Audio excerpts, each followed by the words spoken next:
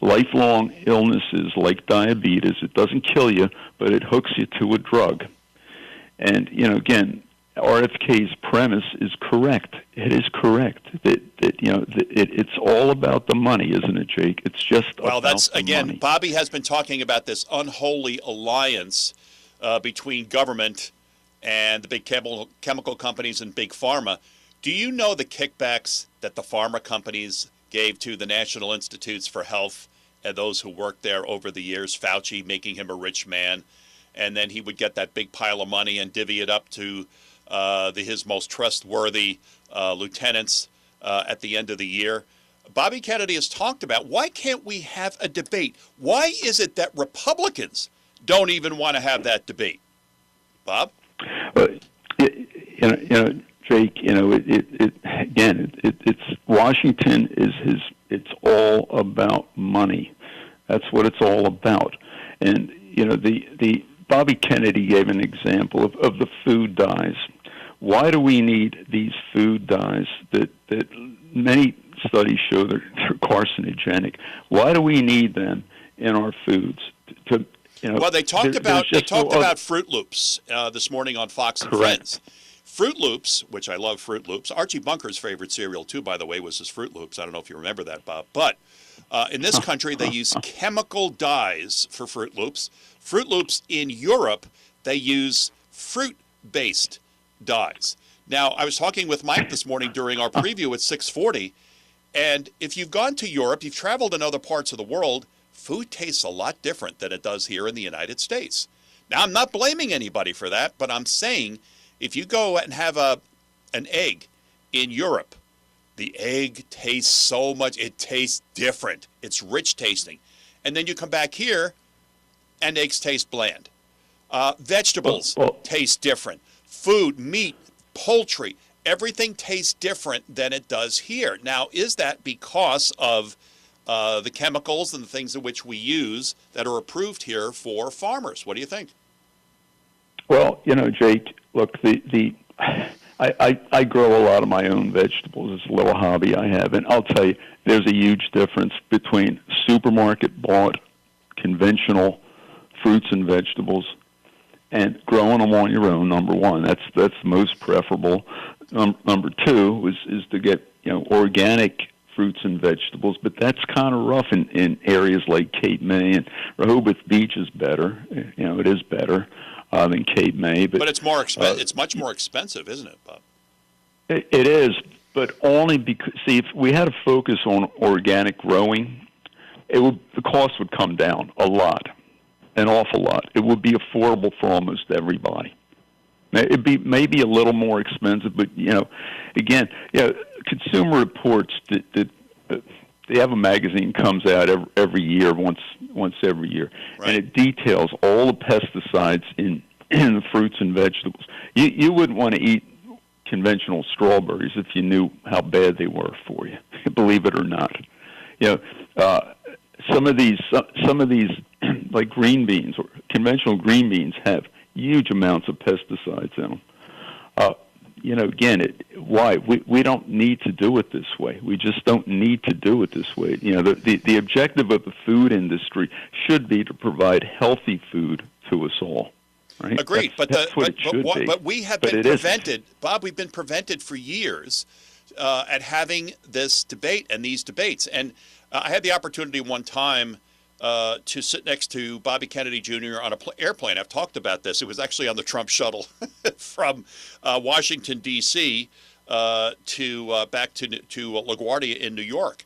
And Bobby was in the news because he had created an organization that was buying wholesale home heating oil, including from Hugo Chavez in Venezuela at the time, the strongman in Venezuela. And Bobby was doing it to the consternation of the Bush-Cheney regime. And I wasn't happy with it either, but I asked Bobby about it. I'm like, why did you do it? Why did you get involved with people like Hugo Chavez? And his response to me, Bob, was, I don't want to see American citizens die because they're freezing to death in the middle of winter. Nobody's helping them to get the fuel oil they need at a price they can afford. That's why I did it. That's what he said. And, it was obvious to me at that time in talking with him that he was a reasonable man to deal with. His own party doesn't want to deal with him. They don't even want to debate the issues.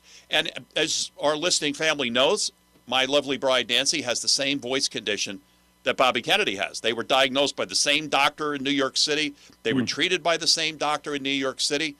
And Bobby claims that it was the required mass vaccinations that he got as a kid, which triggered this voice disorder. It's called spasmodic dysphonia. But the fact that, can't we even talk? I'd like to know what caused my wife to come down with this voice disorder. I'd like to know. Why can't we have that discussion, Bob? Why are the Uniparty, Republicans and the Demcoms, saying, no, we don't want anything to do with Robert F. Kennedy Jr.? He's persona non grata in this town. And, Jake, look, the Democrat Party, years and years ago, they would embrace an issue like this. They would. They would. Not years anymore. And years ago, the old Democrat yes, Party. Not anymore. But no more. They no more. The Uniparty. They're all together. Bob, I hope that's a booking for your hotel. I got to let you go. I'm sorry, Jake. All right, got to let you go. I'm sorry. Let's get to another call here on the Meineke Doing Car Care Right talk lines. Go ahead, caller. I got to let you go. Sorry. Go ahead. Got to let you go. All right, going once, going twice. Hello. Go ahead, Hello. turn your radio down, or I've got to dump your call. I'm sorry. Okay, you hear me? Yep, go ahead. Okay. I agree with on the food and the chemicals and all that. I'm a farmer. I was raised on a farm in the Midwest and been very active in agriculture in Delaware in past years. But people got to be ready for the increase in cost. I'd love to see the family farm where farmer grew his oats and corn like they did in the old days and had fields that were fenced in, right, and raised the livestock and had it'd be more nutritious, obviously. But today, the fences have all been pulled up so you can use big equipment, and we use chemicals. We don't plow as much because use the chemicals to kill the weeds, and that's not good. But the cost, if we could change this, right, and get back to the more organic type of raising food, is going to be expensive. I haven't seen a figure lately, but it seems to me like when I was active in this back in the 70s, our percent of our income for food was like 16%, which was the lowest in the world at that time. Okay. And I don't know what it is today. It's probably not much different than that. But I can tell you, we've got to be ready for this to go up if we could ever get back to the old type of farming where it was you bring up a good point, but my point is, why can't we even have the debate? Why can't we even have the debate? And as a nation, figure out which way we're going to go? Because I know that organic farmers, typically what they do is they accept the fact that they're going to lose a percentage of their crops due to insect infestation, deer, and that kind of thing. So they try to overgrow their crops, or build or grow crops around the perimeter that will be perhaps attract the insects and the deer and leave their other crops alone. Those types of things. But don't we at least have to have the debate? Yes, but one more thing. In consumer preferences, I've seen people buy sweet corn, whether it be in the grocery store or a fruit market or a fruit stand. Yeah. And if they pull it back and there's a worm, they throw that away. But I'll tell you what, that means that ear of corn wasn't dosed with some insecticide. That's a great point. That is a great point. The official talk radio station of the Open. Today, we've got corn. I don't know if people are aware of this, but the primary crops that farmers do is corn, wheat, and soybeans, basically. Right. Some barley in there. The corn and the soybeans, the seed has been taken over by the big companies where when I farmed, I sold seed corn for a small company out in the Midwest, and it was very good seed, but that's been bought up, and basically Ciba-Geigy and DuPont owns the majority of the seed business today. Yeah, and that's not only here. That's in Europe as well. Caller, thank you. True. We're running out of time. I'm sorry, but great call. Like to resume this debate because Bobby Kennedy Jr. at least is going to increase the discussion about what's healthy and what's not.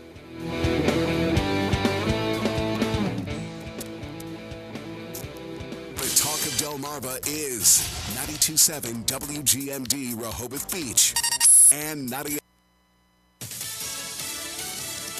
The Lake and Riley murder trial starts today. I'm Chris Foster, Fox News. She's the 22-year-old nursing student killed on a jogging trail at the University of Georgia in February.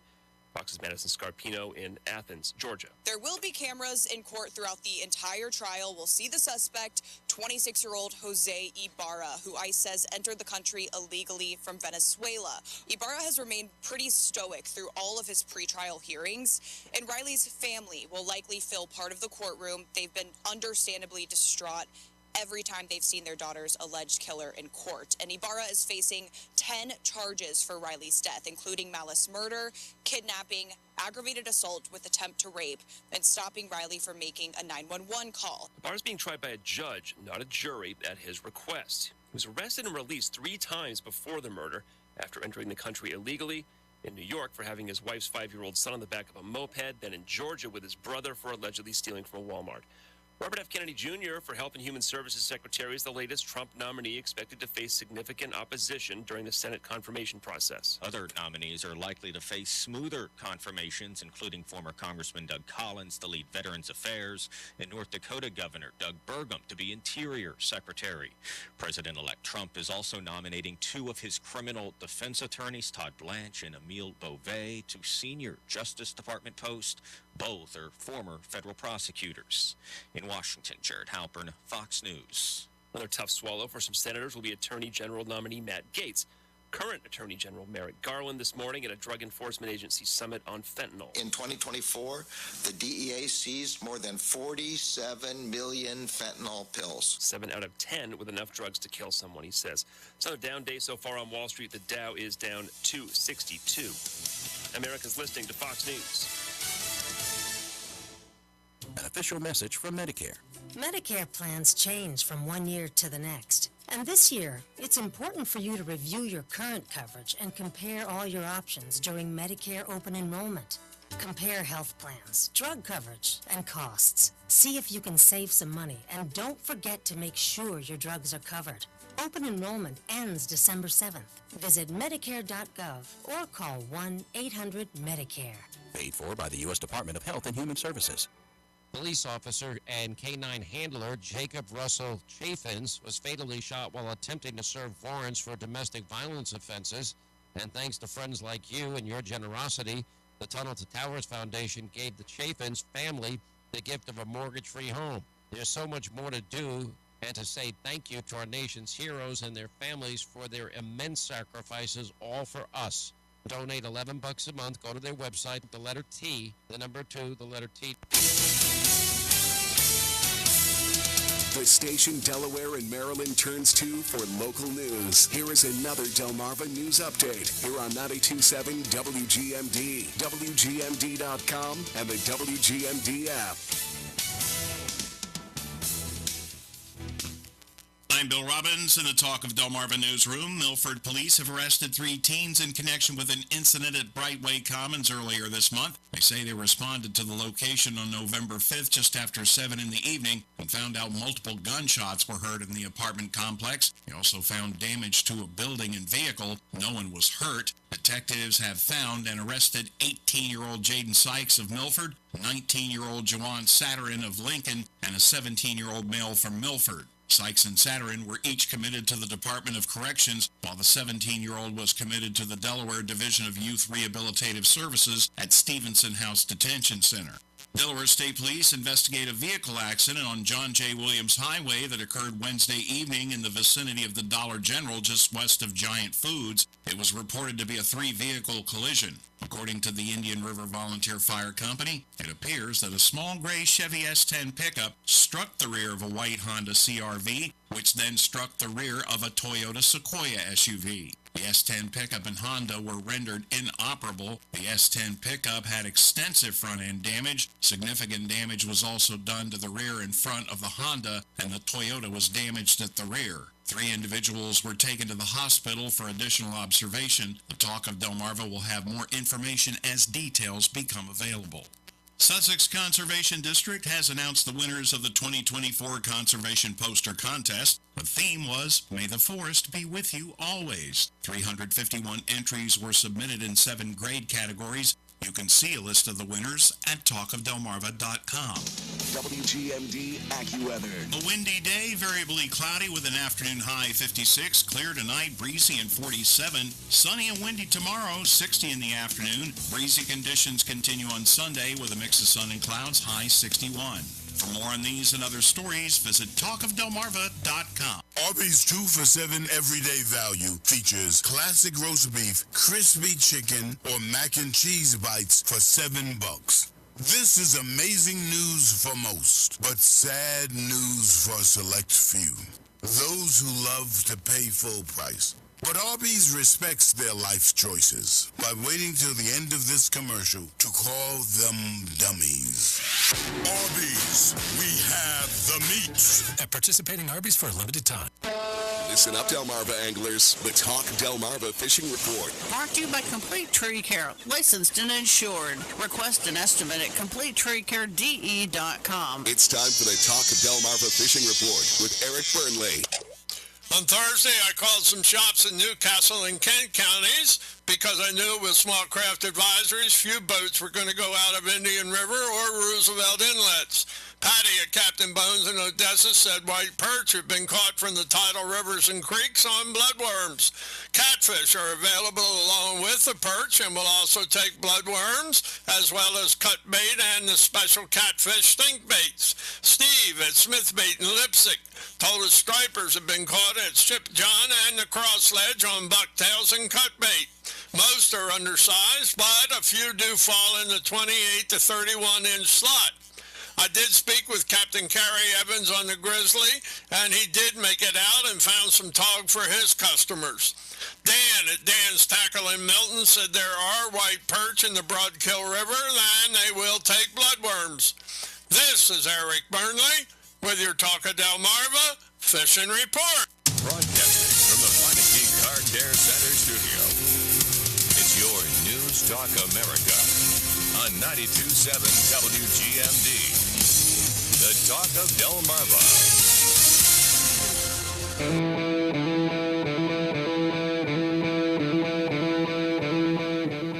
And very good Friday morning, my friends. Welcome to the digital interactive version of your News Talk America. We are digital, interactive, and connected on dial, realnewstalk.com. Pardon me. I want to get right to it this morning. We have perhaps the most important topic, I believe, facing our nation right now is energy. President Trump's energy policy. Yeah, I know everyone says economy, economy, economy. Well, guess what? It all boils down to our energy policy. And I want to welcome in our 2 expert panelists. First, I want to welcome in our good friend Daniel Turner, Executive Director, Power the Future. Daniel, I almost didn't recognize you with that beard that you're wearing now. Yeah, it's a winter project. Thank you. Okay. And Dan Kish, Senior VP of Policy for the American Energy Alliance. Let me go to Daniel first, and this is the first question, and it's just literally something that was in the news over the past 24 hours, and that is that the Biden regime on the way out thought it necessary to impose a tax on methane emissions. Now, that was part of the Inflation Reduction Act. What can be done, and what kind of damage right now is this methane tax going to do? We'll start with you, Daniel. Go ahead, please. Yeah, there's 2 parts to this. The Inflation Reduction Act did make provisions to tax methane, and to get rid of that, you will need a legislation, or at least the strength of the House, which has the power of the purse to forego the tax. So that will be a congressional fix that's necessary. The interesting thing about the implementation of the regulation is that it took 2 years and losing the White House and the Senate for the EPA to finalize it. And I just find the timing of that beyond coincidental. It's quite frankly insulting. They've had a long time to implement this tax, and they waited until the upteenth hour. So there are some agency fixes that the EPA acting administrator, even before Lee Zeldin is sworn in, whoever is acting, they can change a lot of that implementation. But there's a lot of work that has to be done to undo the damage the Biden administration has caused to our energy sector. Dan, your thoughts? I totally agree, and let's be clear, this isn't a methane tax. It's a natural gas tax. Right. That's what methane is, and so they've renamed it something, as they so often do, to try to throw people off. But it's a methane tax. It's going to show up in your natural gas bill. It's going to show up in electricity bills, since it's our number one source of electricity in the U.S. Great point. And so that's what this is all about, and it's going to it'll affect everything. It affects plastics production, because natural gas is the feedstock for that. So it is a huge tax, $1,500 a ton within 2 years. So it needs redress, and Daniel pointed out the appropriate steps to do that. I'd like, if you can, and Daniel, we'll go back to you. Can you provide a peek into what Trump's energy plan is? What actions are needed from the legislative branch? We just talked about the legislative branch is going to have to get involved in this methane's emission tax. But what do you think is the biggest part of Trump's effort to increase the supply, the plentiful supply of cheap energy? And how long will it be until we start seeing some changes, some lower prices available for consumers? Well, on the legislative fix, really the repeal of this methane tax is the most important one, because that is in the law. A lot of the other actions we've seen towards energy have come at the administrative level. There wasn't a lot of appetite in Congress to do anything. In fact, look at how many Democrats flip-flopped on energy the closer they got to the election. The greatest example, of course, being Bob Casey himself, who's still fighting to keep his Senate seat there in Pennsylvania. Right. So the agencies can do a lot of things very, very quickly, and that will be essential to moving forward. Land lease sales are probably the most important at the administrative level. I've heard that President Trump plans on nominating Doug Burgum, the governor of North Dakota. Oh, he did that. He announced that last night, Daniel. He did. He did. Yep, which is great. Official. Yes, that's official. Wonderful. Doug Burgum had to sue Deb Haaland, the current Secretary of the Interior, to hold the mandated by law required land lease sales, because she just refused to do so. Allowing companies access to land will spark an immediate market signal that there will be oil and gas production. The oil and gas we're producing now, and the Biden administration and Kamala Harris tried very hard to take credit for it. The oil and gas we're producing now was drilled 5, 6, 7 years ago. This industry takes a while to come online, but giving access to land will send that signal, and I think prices will start to come down in time. Dan Kish, your thoughts? Totally agree. The Biden-Harris administration had bragged about the fact that they've scheduled the fewest lease sales for offshore, and they've actually performed the fewest lease sales onshore since World War II. The fact is that most of the production of oil and gas comes from non-federal lands, from farmers leasing their lands and state lands across the United States. In fact, Burgum comes from a state that, interestingly enough, 96% of the land is not owned by the federal government. He's only got about 4% of his state owned by the feds. That compares, for example, to 8% for Maryland and 12% for Michigan. So I think he has an appreciation of that, of what happens when people act in their own best interest. And since those lands are owned by the taxpayers, it would be good to bring them into production and put people to work and lower the price of energy, because energy is the capacity to do work. and we need to get back to work to make this country stand back up. Have both of you seen a shift in the mood in the energy industry since Trump's landslide victory last Tuesday? Sure. I think you've seen enthusiasm that there'll be access to land, there'll be access to financing.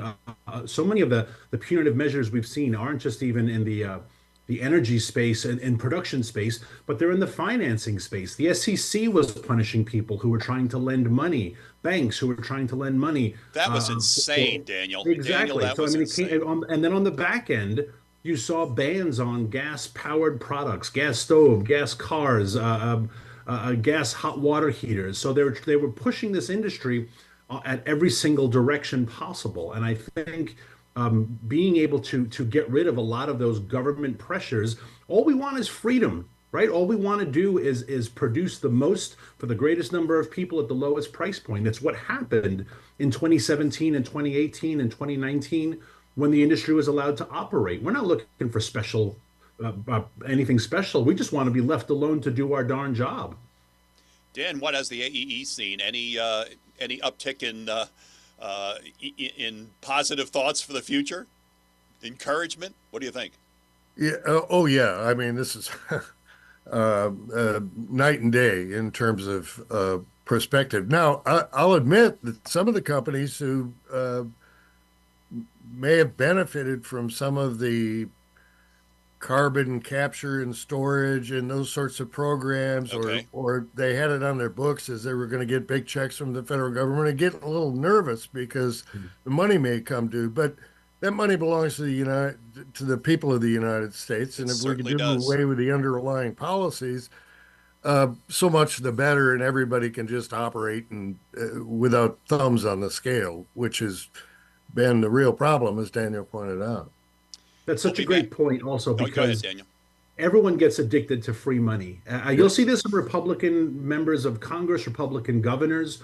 When the free money dries up, there's going to be pushback. But that doesn't mean they were good programs, right? Margaret Thatcher said that's what happens with free money. It eventually dries up. Didn't she say that, Daniel?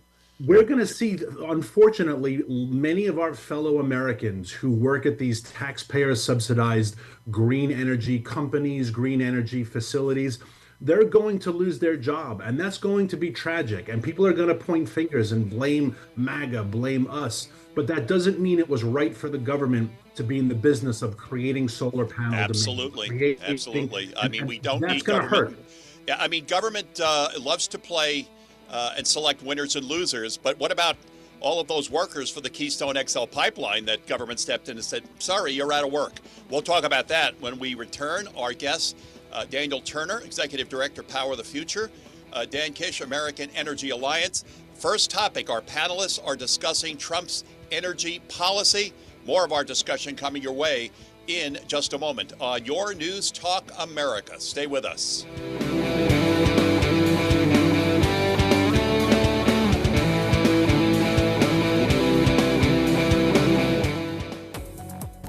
Here's a look at your Delmarva forecast. A coastal flood advisory remains in effect. Sunshine mixed with clouds at times today, with daytime highs approaching 56. Northerly winds 8 to 15 miles per hour. Lows dip down to about 42. Tonight, clear skies. Daytime highs approaching 60 tomorrow. Bright sunshine expected. I'm meteorologist Paul Trombley from the Talk of Delmarva Weather Center along the coast. Currently, it's 55 degrees. The best mix of news, talk, and sports. 92.7 and 98.5. The Talk of Delmarva. Delmarva's Choice. WGMD. Broadcasting from the Meineke Car Care Center studio. It's your News Talk America on 92.7 WGMD. The Talk of Delmarva. Views and opinions expressed are those of the hosts, callers, and guests, and not necessarily the staff, management, ownership, advertisers, or sponsors of WGMD. The holidays mean more travel, more shopping, more time online, and more personal info in more places that could expose you more to identity theft. But LifeLock monitors millions of data points per second. If your identity is stolen, our U.S.-based restoration specialists will fix it, guaranteed, or your money back. Don't face drained accounts, fraudulent loans, or financial losses alone. Get more holiday fun and less holiday worry with LifeLock. Save up to 40% your first year with promo code NEWS. Visit lifelock.com. Terms apply. William is one of millions of Americans who uses GoodRx to save on the cost of their prescriptions. My oldest daughter, Camilla, 2 days old, she had to have open heart surgery. All of a sudden, she's on 5 different medications. It adds up at the end of the month. Me and the pharmacist got so tight. She said, GoodRx, save you a lot of money. Saving that extra $200-300 a month. We're able to do all these extra activities, so it puts less stress on our household, and it puts less stress on our profits. Download the free app or visit GoodRx.com and start saving today. GoodRx user compensated for their time. GoodRx is not insurance, but can be used instead of insurance. Based on hundreds of 5-star reviews, Gun Shooter Enterprises is proud to be rated by Delaware locals as their favorite gun shop. When you walk through the door at Gun Shooter Enterprises in Millsboro, you'll be met with a knowledgeable staff and respect. Customers love the transparent pricing of new and used inventory, the in-house experienced repair team, and the firearms training classes. Visit them in downtown Millsboro with plenty of free public parking at gunshooter.com or call 302-663-0838. Try before you buy. Hi, I'm Chris Adams of Mattress Peddlers in Lewes, your local family-owned certain mattress store. Visit our showroom to try out the best bed for you. Your decision on a mattress today ensures comfort for years to come. Feel the difference and decide. We have memory foam, hybrids, and adjustable bases. Take the time to stop by Mattress Peddlers in Lewes, open Monday through Saturday, 10 to 4 on Route 24 in Peddlers Village. Mattress Peddlers. Hi, Dr. Michelle Parsons here. Here at Rehoboth Medical Spa, we have been treating our patients with a new class of medications for weight loss, including Saxenda, Wegovy, and Mounjaro. All of these prescription medications have been extremely effective at curbing appetite and helping our patients easily lose pounds that they have not been able to lose before at affordable prices. We make it easier for you to lose weight and improve your health. Book your free consultation today at 302-227-1079. Rehoboth Medical Spa, where the doctor is the difference. Rehoboth. Broadcasting from the Meineke Car Care Center studio. It's your News Talk America on 92.7 WGMD. The Talk of Delmarva.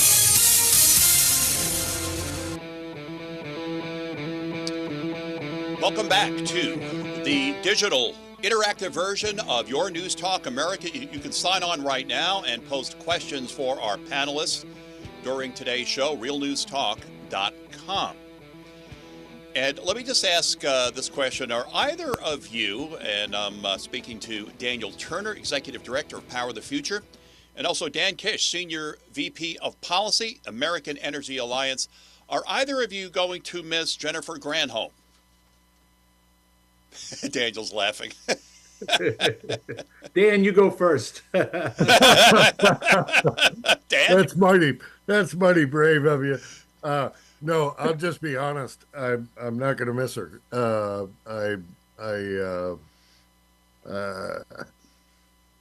It's been okay, we get it. Yeah.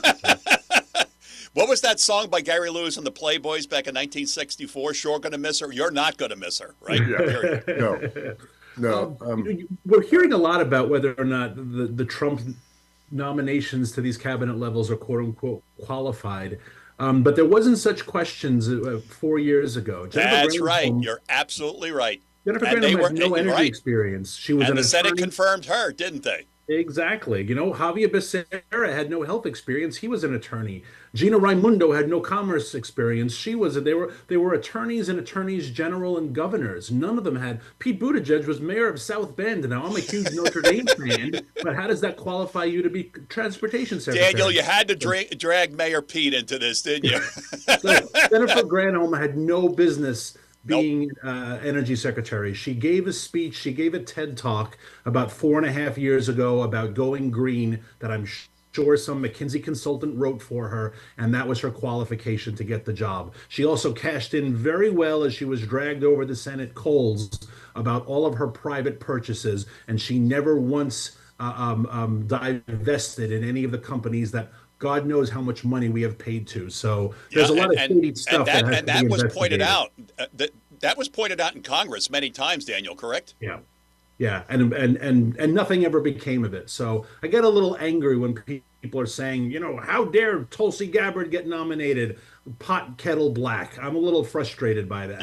You're exactly right. One of our producers, Bob, has a question for you both. Is there anyone and any way to hold the Democrats, starting with President Biden, legally accountable for attempting to destroy the American energy industry over the past 4 years? Well, the best thing we did was to throw the bums out and to give Trump a mandate to, once again, bring back an American energy industry that is so good, so plentiful that we export energy around the world, correct? Yeah, we're Go ahead, Dan.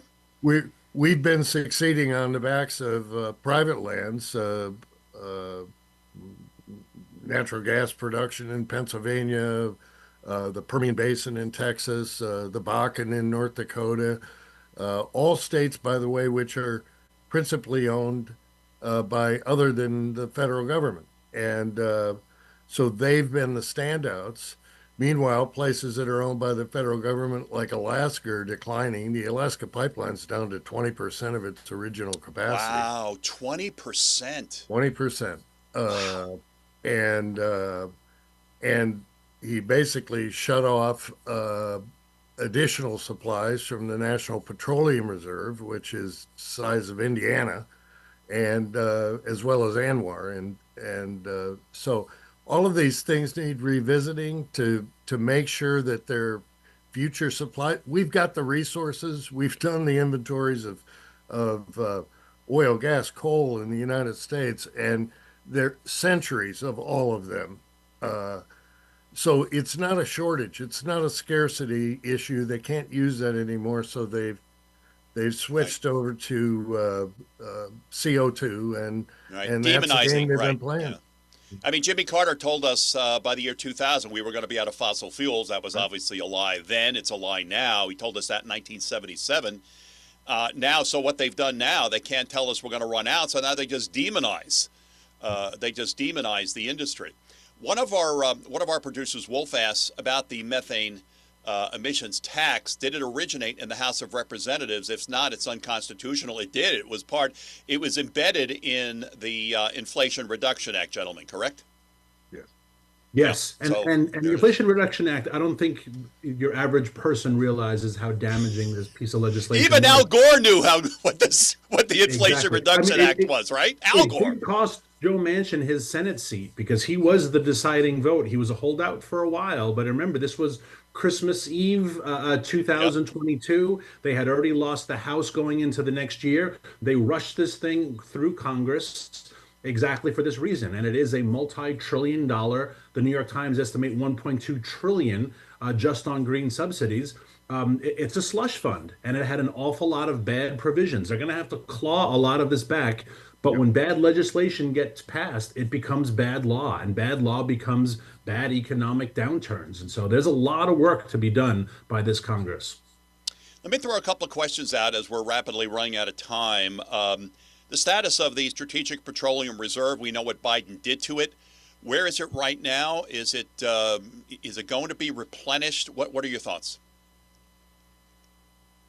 The assumption would be that it's necessary to get it back up to snuff. It's about a third of its capacity, and unfortunately, what they did is they high-graded the releases of oil when they were selling them off to win the House back in 2022, or minimize their losses. Let's put it that way. It was done for political purposes, and now it needs replenishing because now would be actually a good time because prices are low, and so we'll see what happens with it. But yeah, that's unfinished business. They sold off the silverware. Lee Zeldin, your thoughts about him taking over at the EPA? Daniel, I like the outside of the box pick. I will say this: when he was a member of Congress from New York 1, It's a district that represents a lot of America. It's very fancy homes in the Hamptons, but it's also farms and it's fishermen and lobstermen, and there's offshore wind projects. And that's the role of the EPA, is to help these industries coexist. It is not a policy making. It is not that's the role of Congress. And the EPA has been weaponized aggressively under the Obama administration and the Biden administration. I think Lee, being an outsider who sees the damage of proactive policy, my ultimate choice is that Lee Zeldin helps dismantle the EPA and return all the power to the states. I think it should be completely abolished. It probably had a purpose in the 70s when it was created, but that purpose is long gone, and it's now a destructive industry. Dan, you agree?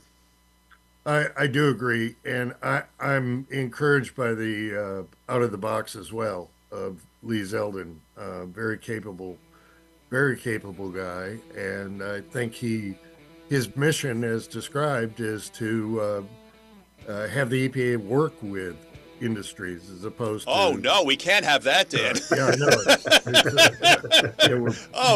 We can't have that. No, and that's a breath of fresh air. People ought to because their reach has really, really grown, and ideally, what I'd like them to do is revisit the endangerment finding of the EPA that carbon dioxide is a pollutant, because that has never been legislated by Congress. As a matter of fact, the chairman of the committee in Congress stipulated that carbon dioxide would be a bad idea, John Dingell. Dan, we've got to wrap. I'm sorry, I've run out of time. We've got to wrap things up. Dan, how can we find out more about the American Energy Alliance? AmericanEnergyAlliance.org. All right, very good. Dan, thanks so much for your time today. Mr. Turner, that beard becomes you. It really does. Thank you. PowerTheFuture.com. PowerTheFuture.com. Thanks for being on with you, Jake. It's great having you back on. Have a wonderful Thanksgiving, and we'll be back. We'll have you back on the panel again very soon. Thank you. Thank you. You're listening to and watching. I'm so used to saying listening, but today you're watching Your News Talk America. More of our program. If I could just get my mouse to work, maybe it will in just a moment, here on Your News Talk America. Stay with us.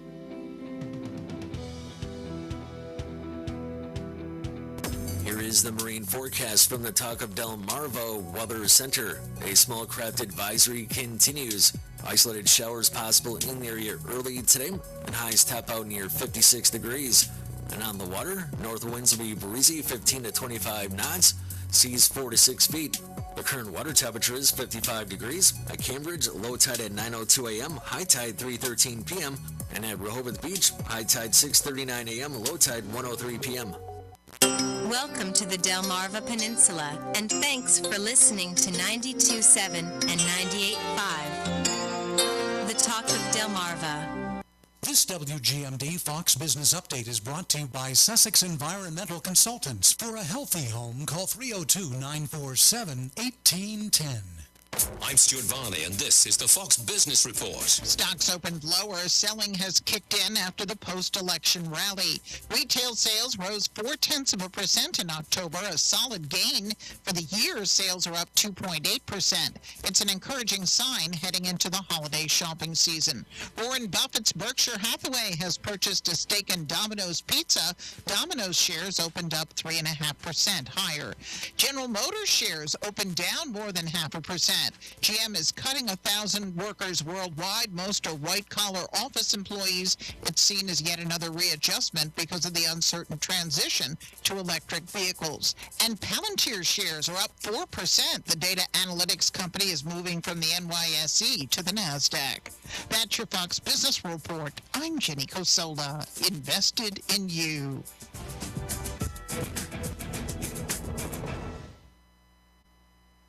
Did you know your life insurance is an asset you can sell? I'm Jay Jackson, CEO of Abacus Life. For almost 20 years, Abacus has been purchasing life insurance policies from seniors just like you. And at abacuspays.com, we've created a free policy value calculator so you can find out the worth of your policy in just seconds. There are no fees and no obligations. Get real value from your life insurance when you need it with Abacus. Learn more at abacuspays.com.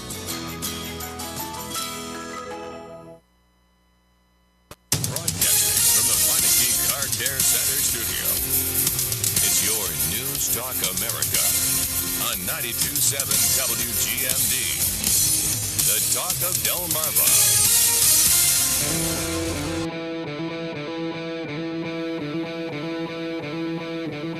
Back on your News Talk America this Friday, digital, interactive, connected via dial. I hope you can go on to realnewstalk.com. There's a very active chat conversation going on right now, but I want to welcome in our next guest, John Glasgow, host of Sunday Report on Newsmax, which airs 10 a.m. Eastern Time until noon. John is also a correspondent for Newsmax. Mr. Glasgow, good morning, sir. How are you? Good morning. Great to be back with you here.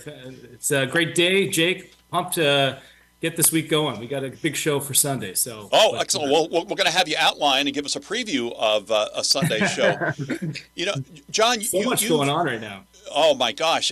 We just thought things were going to calm down after the election.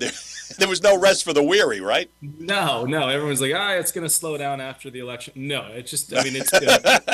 It's like spinning here with all these appointments and everything. It's crazy. Have you ever played church bingo? Yes. John? Okay. So you know what? You got the guy D25. That's it. So it's like another Trump nominee. You know. Yeah. B25. Every time I check my email, there's a new appointment. I'm like, wait a second. Now we got to dive deep on him. Well, I'm glad that we can talk with you this morning because you spent a lot of time, certainly in the final days as the campaign was winding down, talking to voters and getting a sense of what voters were thinking, what was important to them. And when you see that President Trump is trying to create a new coalition government, the first in modern times in America, to do what's best for America, and then you see the uniparty circling the wagons to protect the bureaucracy, that's not going to sit well with voters who gave President Trump a mandate. John, do you agree? I agree. And I mean, you look at this, and Trump has one boss. The boss is the American people. And on the campaign trail, Trump went out and said he's going to do a lot of different things to change the direction of this country, as well as shake up what he considers the deep state in Washington. So this plan that you're seeing with these appointments, this wasn't something that just happened overnight. He had a lot of this already in place. Trump is a very he likes loyalists, people that he thinks are going to be best for the job. Yep. So when you do talk to the voters out there, this is what they wanted. This is why he won the popular vote. This is why he won the Electoral College. And so the American people have now given him the opportunity, the free rein to put the people in charge that he thinks are going to be best for these positions. And we're seeing that. I mean, this is, you look at just even the latest ones with RFK being with the Department of Health and Human Services. I mean, this is something that RFK Jr. has been wanting to do for some time, is to change and overhaul the healthcare system. And it didn't come as a surprise at all when they named him there. There have been some questionable pivots. Obviously, there's been some pushback from the other side, the Democrats, on some of his appointments and whether or not they're the best people for those positions. But this is something that the American people wanted, though, was that they wanted a secure border. They wanted the economy to be in check. They want to bring down inflation. So Trump is putting the pieces together that he thinks is going to be the best to lead the country going forward and to make significant change and make it early. You know, he's not going to wait, as you mentioned, to overhaul the energy sector. He's not going to wait to close the border. He's going to do a lot of these things on day one. And he does plan to have a mass deportation plan. Now, what that looks like and how that all shakes out is going to be something that Tom Holland's going to have to come up with. But it does sound that, you know, these are things that he's already thought about. And he's had time to reassess the situation since he's been out of office. Oh, yes. Right? Oh, yes. And you look back, and maybe in his first presidency, he didn't really, he was new to Washington, so maybe he didn't surround himself with the best people. This time around, he's had a lot of time to think about who are loyal to him and who are going to carry out what he wants to get done for this country. I wrote a show monologue for yesterday, and I wrote part 2 today, that the people that Trump has nominated have an axe to grind. Tulsi Gabbard, for instance, DNI, she was being spied on by the Biden regime. And she's got an axe to grind there. Pete Hegseth was very unhappy over the woke military and what was done to the United States military that he served in for 20 years. These people have been incentivized by Trump to stay with it. They have a problem with what's been done. And and done to them, and they are going to stay on point to make sure that that Trump's policies are put in place because they have been harmed directly or indirectly. Do you agree? It's a good point because you can't put these people in positions if you don't expect change, right. Then you're getting the same status quo. And to your point with Pete Hegseth, I mean, clearly they're going to attack him, the left, for being on Fox News. But he really does have a substantial resume in terms of where he's been with the military. And he knows a lot of people that are connected to the Pentagon. He's going to get some insight from other people. He's going to be probably educated from people that have maybe a bit more experience in those higher positions. But you're right. If Hegseth is going to go in there and want to change the military, get the enrollment numbers up, because that's and he's a younger guy. That was the first thing I thought of. He is a poster child for increasing enlistment in the military, John, isn't he? Exactly right. I mean, they tried to bring The Rock in under the Biden administration. They thought having The Rock being a spokesperson for the military would get the enrollment numbers up. But I mean, that just shows how out of touch they are. Like, you bring in a celebrity and an A-list movie star to try to change over the military, and right.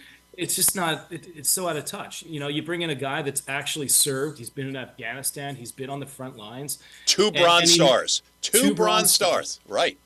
Clearly, he is going to he knows what it takes to get those enrollment numbers up. He knows what it takes to make the military powerful again and to make it feared on the world stage.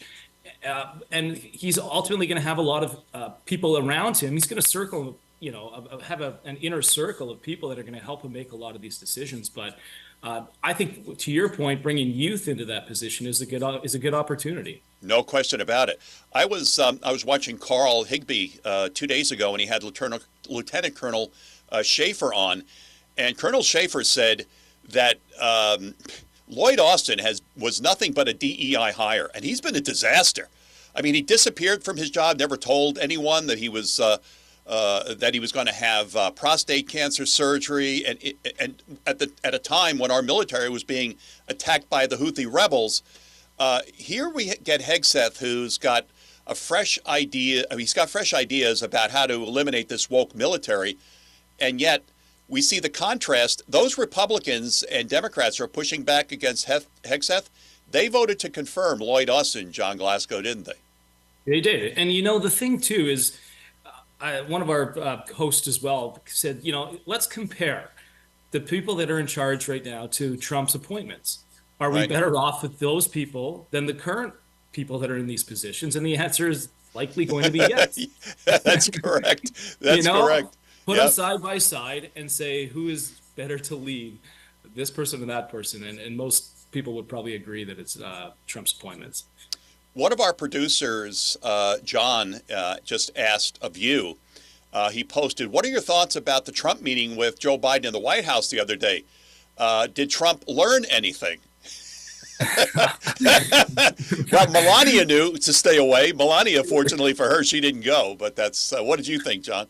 Watching it happen the way it did, clearly both Biden and Trump have said some things to each other on the campaign trail that they even admitted that it's nasty. Politics are nasty.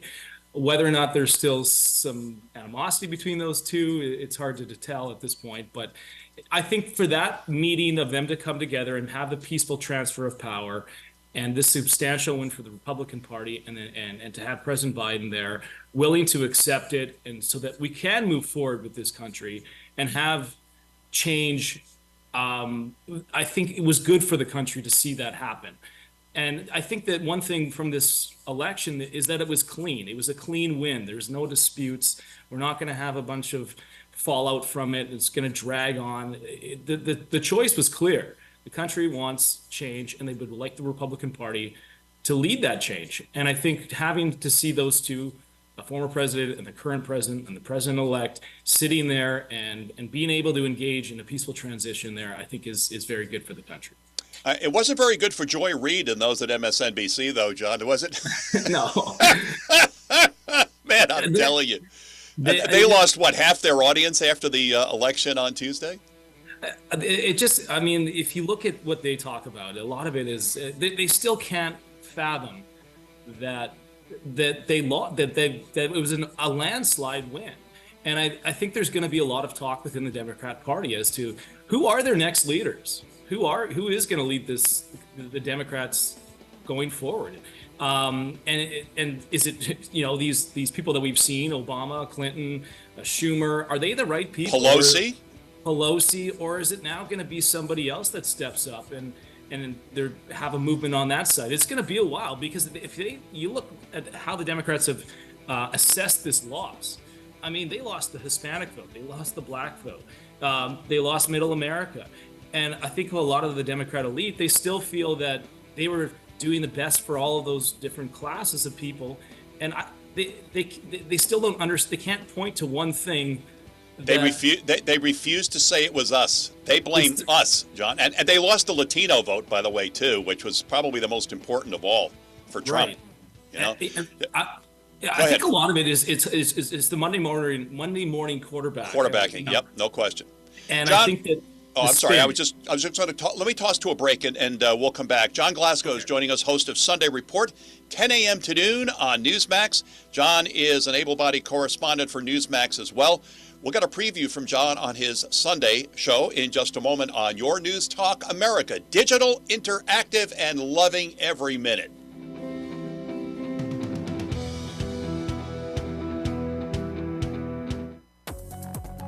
Here's a look at your Delmarva forecast. A coastal flood advisory remains in effect. Sunshine mixed with clouds at times today, with daytime highs approaching 56. Northerly winds 8 to 15 miles per hour. Lows dip down to about 42. Tonight, clear skies. Daytime highs approaching 60 tomorrow. Bright sunshine expected. I'm meteorologist Paul Trombley from the Talk of Delmarva Weather Center along the coast. Currently, it's 55 degrees. The Talk of Delmarva Radio Flea Market, Saturday morning at 10 on the Talk of Delmarva. You are listening to WGMD. Mike Bradley mornings on WGMD. Broadcasting from the Lincicome Car Care Center studio. It's your News Talk America on 92.7 WGMD. The Talk of Delmarva.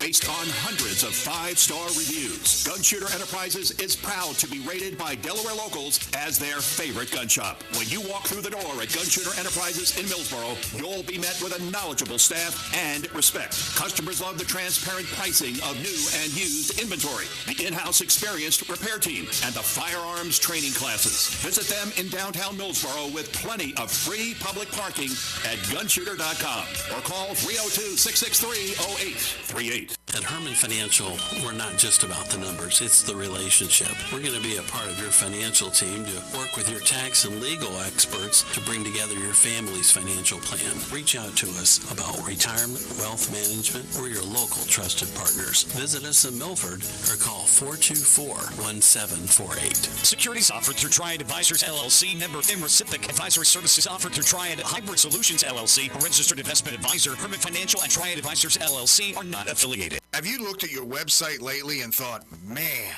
I need to fix this? Or maybe you want to be noticed at the top of the search engines and social media. You may not even know how to get started. The Talk of Delmarva is here to help you with all of them. And in today's business world, they all matter. The Talk of Delmarva is the one to count on. For over 40 years, the people of Delmarva have counted on us for news, information, community, and weather. We are also the ones to count on to take your business to the next level. Your total marketing partner and the ones with the ideas. You think it for your business? We can make it happen. We are your one marketing source. Effective ad campaigns, brand formation, digital, website, social media, OTT, and CTV. If you've heard about it, we know how to do it for you. Get in touch with us, thetalkofdelmarva.com. Based on hundreds of 5-star reviews, Gun Shooter Enterprises is proud to be rated by Delaware locals as their favorite gun shop. When you walk through the door at Gun Shooter Enterprises in Millsboro, you'll be met with a knowledgeable staff and respect. Customers love the transparent pricing of new and used inventory, the in-house experienced repair team, and the firearms training classes. Visit them in downtown Millsboro with plenty of free public parking at gunshooter.com or call 302-663-0838. First Light Delmarva, weekday mornings at 5 a.m. Your all-news hour to get you up and going with all the news and information you need to know. Here on 92.7 WGMD, WGMD.com, and the WGMD app. Broadcasting from the Meineke Car Care Center studio. It's your News Talk America on 92.7 WGMD. The Talk of Delmarva. One of our producers, Wolf, John Glasgow, just posted a question in the chat, which I thought was kind of funny. Please help me out. Can anyone name a member of the outgoing administration cabinet who is qualified to hold their position? Mission impossible. And then Dr. Tiny, one of our other chat participants, said, does DEI count? That's John, funny. let's discuss, if we can, for just a moment before we preview your Sunday program. Sure. Matt Gaetz. Now, the revelations about Matt Gaetz having a sexual encounter with a 17-year-old girl were nothing new. We knew about this several years ago. Merrick Garland said there was no there, but then the Uniparty takes over. They've got an axe to grind with Matt Gaetz. Where do you see this going? And is it going to require a recess appointment by President Trump to get Matt Gaetz in the Robert F. Kennedy building, Department of Justice building in Washington? It's a big question, and I unfortunately don't know the answer to it, but you're right. It is going to be interesting to see where this goes, because this is really going to be a test of the Senate leadership and whether or not Trump has the support of those Republicans in the party.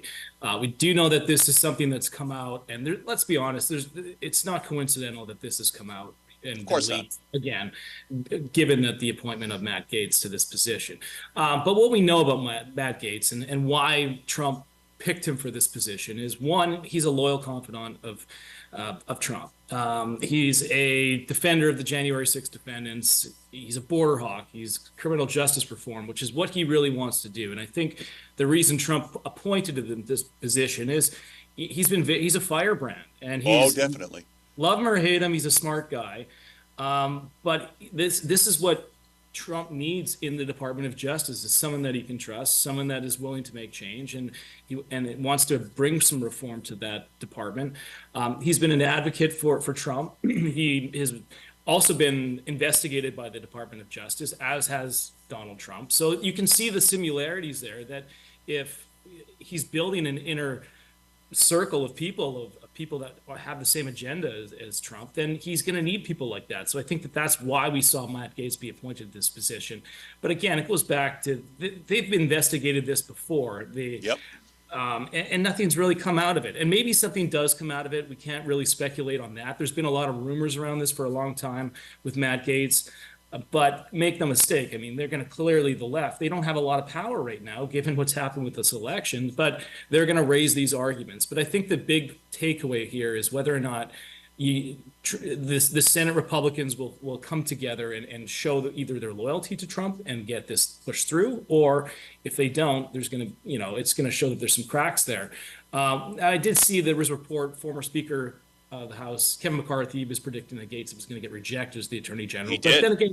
But then again, you got to remember, Gaetz orchestrated the effort to get That's right. McCarthy out. There's no love lost between those two. They don't like each other, obviously. Read into that what you will. Yeah.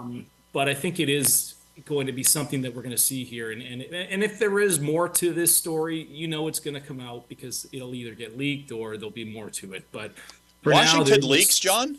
Washington leaks? Right. I mean, come on. John, can I throw a couple of names out at you? Have you heard about Rick Grenell? I'm surprised that Rick Grenell has not been nominated for any position inside the Trump White House. Are you surprised at that? I think And I'm not surprised yet. There's still some roles yet that Trump needs to fill, and I know Rick Grinnell very well.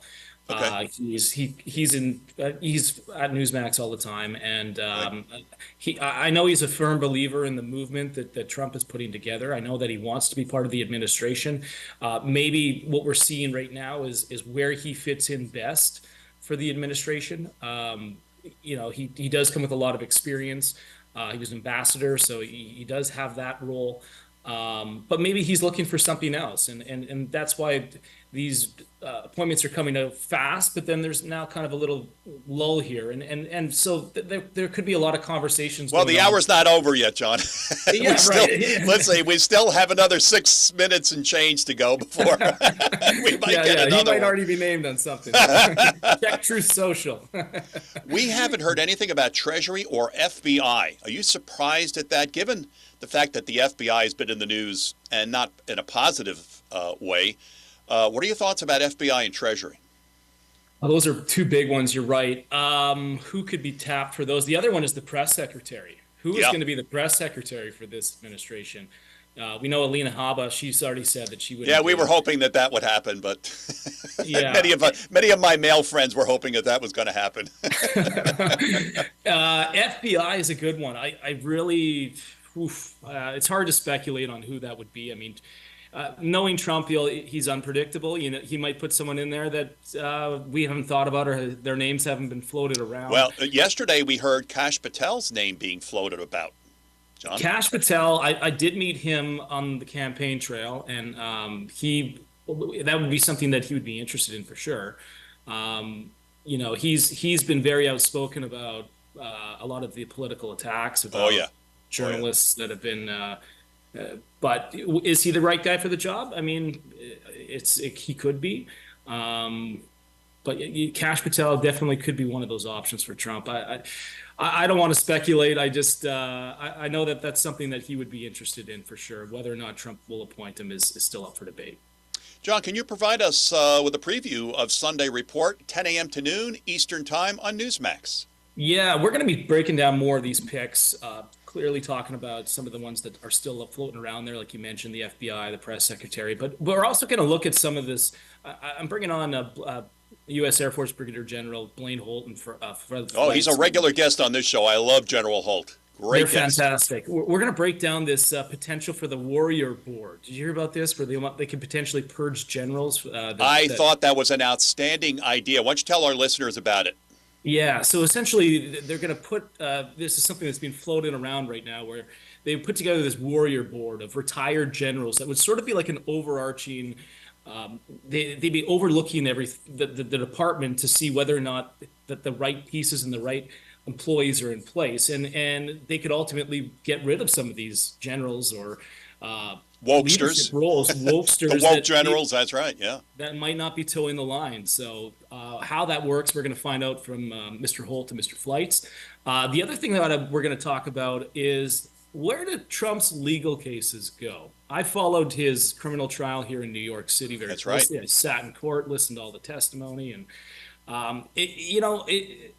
there's a big decision to be made on Tuesday, 10 o'clock in the morning. The prosecutors in that case need to determine whether or not they want to move forward with the sentencing in that case.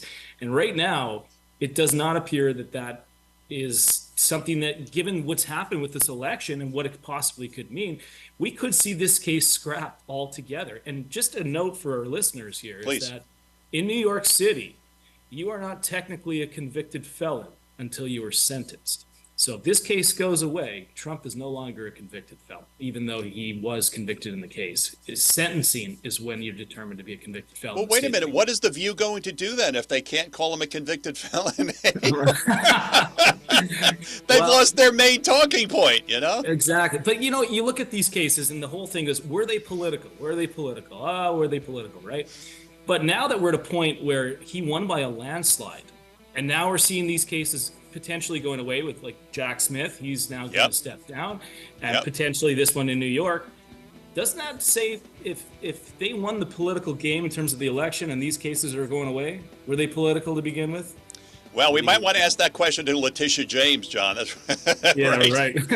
John Glasgow, the host of Sunday Report. It airs 10 a.m. to noon Eastern Time. Just want to make sure I was correct on the time on Newsmax. John, thank you so much for your time this morning. Thank you. I appreciate you having me on. Have a great day. God bless. All the best to you. You're listening and watching Your News Talk America Digital Interactive. You can also watch us on Facebook Live as well. And we'll be talking to our good friend Jeffrey Lord in just a moment. Stay with us.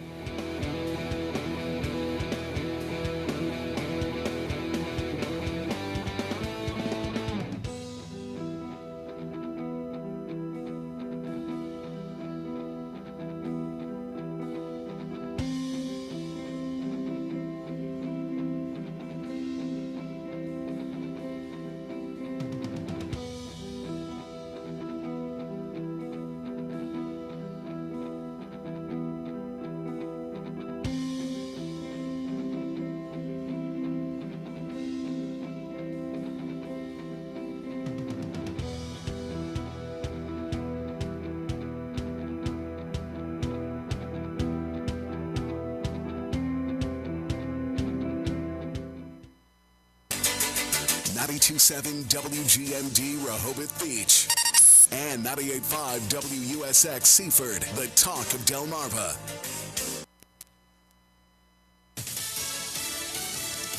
She fought for her life. I'm Chris Foster, Fox News. A judge in Georgia hears opening statements and testimony from Laken Riley's roommate so far. The trial of the man accused of killing her in February when she was out for a run. When Laken Riley refused to be his rape victim, he bashed her skull in with a rock. Prosecutor Sheila Ross, Jose Ibarra's defense attorney, says the evidence is circumstantial. Ibarra's from Venezuela and entered the country illegally in 2022. He waived his right to a jury trial, so the evidence is being heard by a judge who will decide on a verdict. President Biden meets with the leaders of Japan, South Korea, and Peru today at an economic summit in Lima, Peru. Then tomorrow with China's President Xi, and a side trip before the G20 summit starting Monday in Rio de Janeiro, Brazil. President Biden will visit the Amazon rainforest in Brazil Sunday to highlight the impacts of climate change. He will be the first sitting president to travel to the Amazon. As he does so, the administration is rolling out about $1.5 billion from the bipartisan infrastructure law and the Inflation Reduction Act for clean energy and climate-friendly construction. That total includes $1.2 billion for states to incorporate cleaner, made-in-America construction materials for transportation and infrastructure projects, the administration says. In Washington, Jared Halpern, Fox News. Retail sales up 0.4% last month, more than most economists expected. Auto dealers, restaurants, and electronics stores are among businesses reporting higher sales. For the year ending in October, there's a 2.8% increase. Amazon's two-day fall Prime Day sale was in October. Walmart, Target, and other retailers held competing sales. Fox's Jenny Casola. General Motors says it's laying off about 1,000, mostly white-collar workers worldwide. They were told about it today. A GM statement says we need to optimize for speed and excellence. America's listening to Fox News.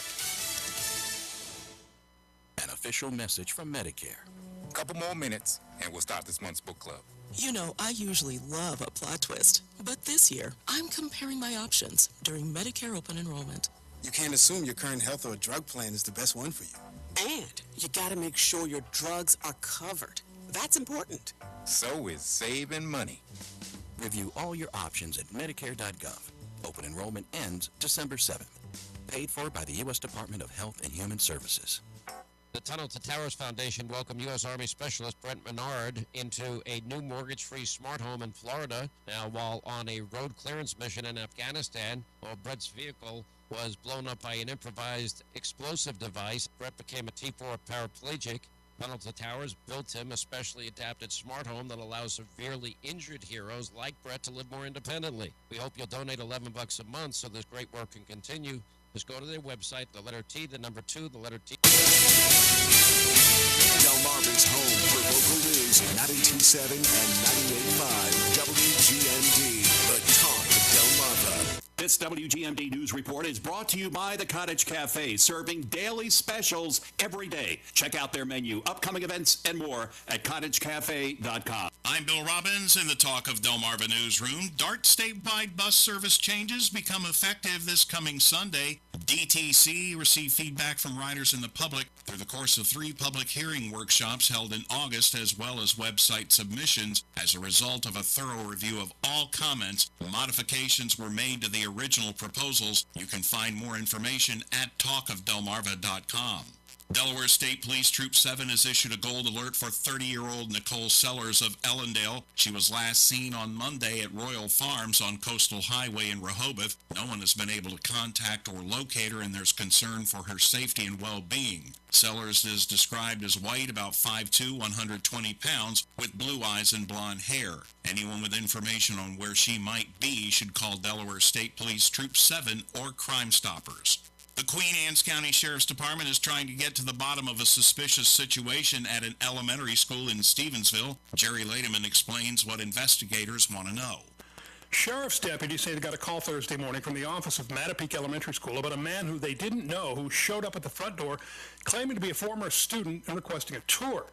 Officers say school staff followed policy and didn't allow the man past the lobby, and that an assistant principal also ran into him and told the man to leave. The person complied, no problems, and didn't come back. After he was gone, the school resource officer checked the perimeter of the school and found nothing unusual. The sheriff's office says nothing suggests a threat, but out of an abundance of caution, they're still interested in finding out who the man was and the reason behind his unannounced visit. I'm Jerry Lademan. WGMD AccuWeather. We dried out after this morning. Rest of the day, high winds with variable clouds, high 56. Winds out of the north, 10 to 20 knots. Clear, breezy, and 47 tonight, with winds again out of the north at 12 to 25 knots. Sunny and windy tomorrow, high 60 degrees. For more on these and other stories, visit talkofdelmarva.com. Friday at the Cottage Cafe means you can get our signature fish fry for just $16. Our delicious fish is lightly battered and fried and served with hand-cut fries, coleslaw, lemon, and tartar. Don't forget to stop in and see us on Sunday for our roast turkey dinner for just $16. Cottage Cafe located on Route 1 in Bethany Beach. Join us in the pub for happy hour every day until 6 p.m. Check out all our offerings at cottagecafe.com. It's time for the 92.7 and 98.5 Talk of Delmarva Sports Report. And good morning. Thursday night football saw a battle between the top 2 teams in the NFC East. Fox's Tony Ginaldo reports. The Philadelphia Eagles entered Thursday night's game with a slight lead over the Washington Commanders in the division standings, and the Commanders taking an early lead thanks to the returning Brian Robinson Jr., but it was Eagles running back Saquon Barkley who shined in primetime. Down by 9 now in the battle for first place. Barkley! Does he have another one? Yes, he does. Touchdown! Courtesy of Prime Video, Barkley rushing for 2 touchdowns, both of them coming in the fourth quarter as the Eagles rolled to a 26-18 victory. Philly now has won 6 in a row, and they extend their lead in the NFC East at 8-2, while Washington falls to 7-4. Tony Ginaldo, Fox News. Sunday, 1 o'clock, the 7-3 Ravens on the road at the 7-2 Steelers, a big AFC North divisional battle. We'll have the game on WGMD's 92.7 network pregame at 12:30, kickoff at 1 o'clock. No local NBA teams were in action last night to the NHL. The Flyers won better than Ottawa in overtime, 5-4. Matvei Mikov with the winning goal. Both teams a back and forth affair throughout. The Devils skated past the Florida Panthers 6-2. The Rangers over the San Jose Sharks 3-2. And it was the Islanders skating past the Vancouver Canucks 5-2. Local Division 3 news, Salisbury University maintained the number 7 position in the latest D3Football.com poll. And with the league's automatic bid already in the bag, Salisbury can win the outright NJAC championship and finish an undefeated regular season in tomorrow's regular season finale at Keene. Kickoff from Union, New Jersey, set for 1 o'clock. And the high school football in the first day playoff action of the downstate teams in Class 1A at 7 o'clock tonight. The 1-seed Indian River hosts the 8-seed Conrad. In Class 2A at 7 o'clock tonight, the 8-seed Laurel on the road at 1-seed Caravel, and the 2-seed Delmar hosting the 7-seed Red Lion. Tomorrow at 1 p.m., the 5-seed Woodbridge on the road at 4-seed Archmere. A Class 3A tournament action tonight at 7, the 8-seed Cape Henlopen at the 1-seed Salesianum. And tomorrow at 7 p.m., the 4-seed Sussex Central hosting the 5-seed Appoquinimink. Maryland State playoff action of the Bayside Conference teams in round 2 of the 2A East region. The 1-seed Stephen Decatur hosting the 5-seed Wicomico, and the 2-seed Kent Island hosting the 3-seed Easton. Both of those games with a kickoff at 6. And in round 2 of 1A East region action, it's the 1-seed Cambridge South South Dorchester hosting the 4-seed Colonel Richardson.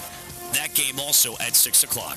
Mike Bradley, 92.7 and 98.5 WGMD Sports. The best part broadcasting from the Meineke Car Care Center studio. It's your News Talk America on 92.7 WGMD. The Talk of Delmarva.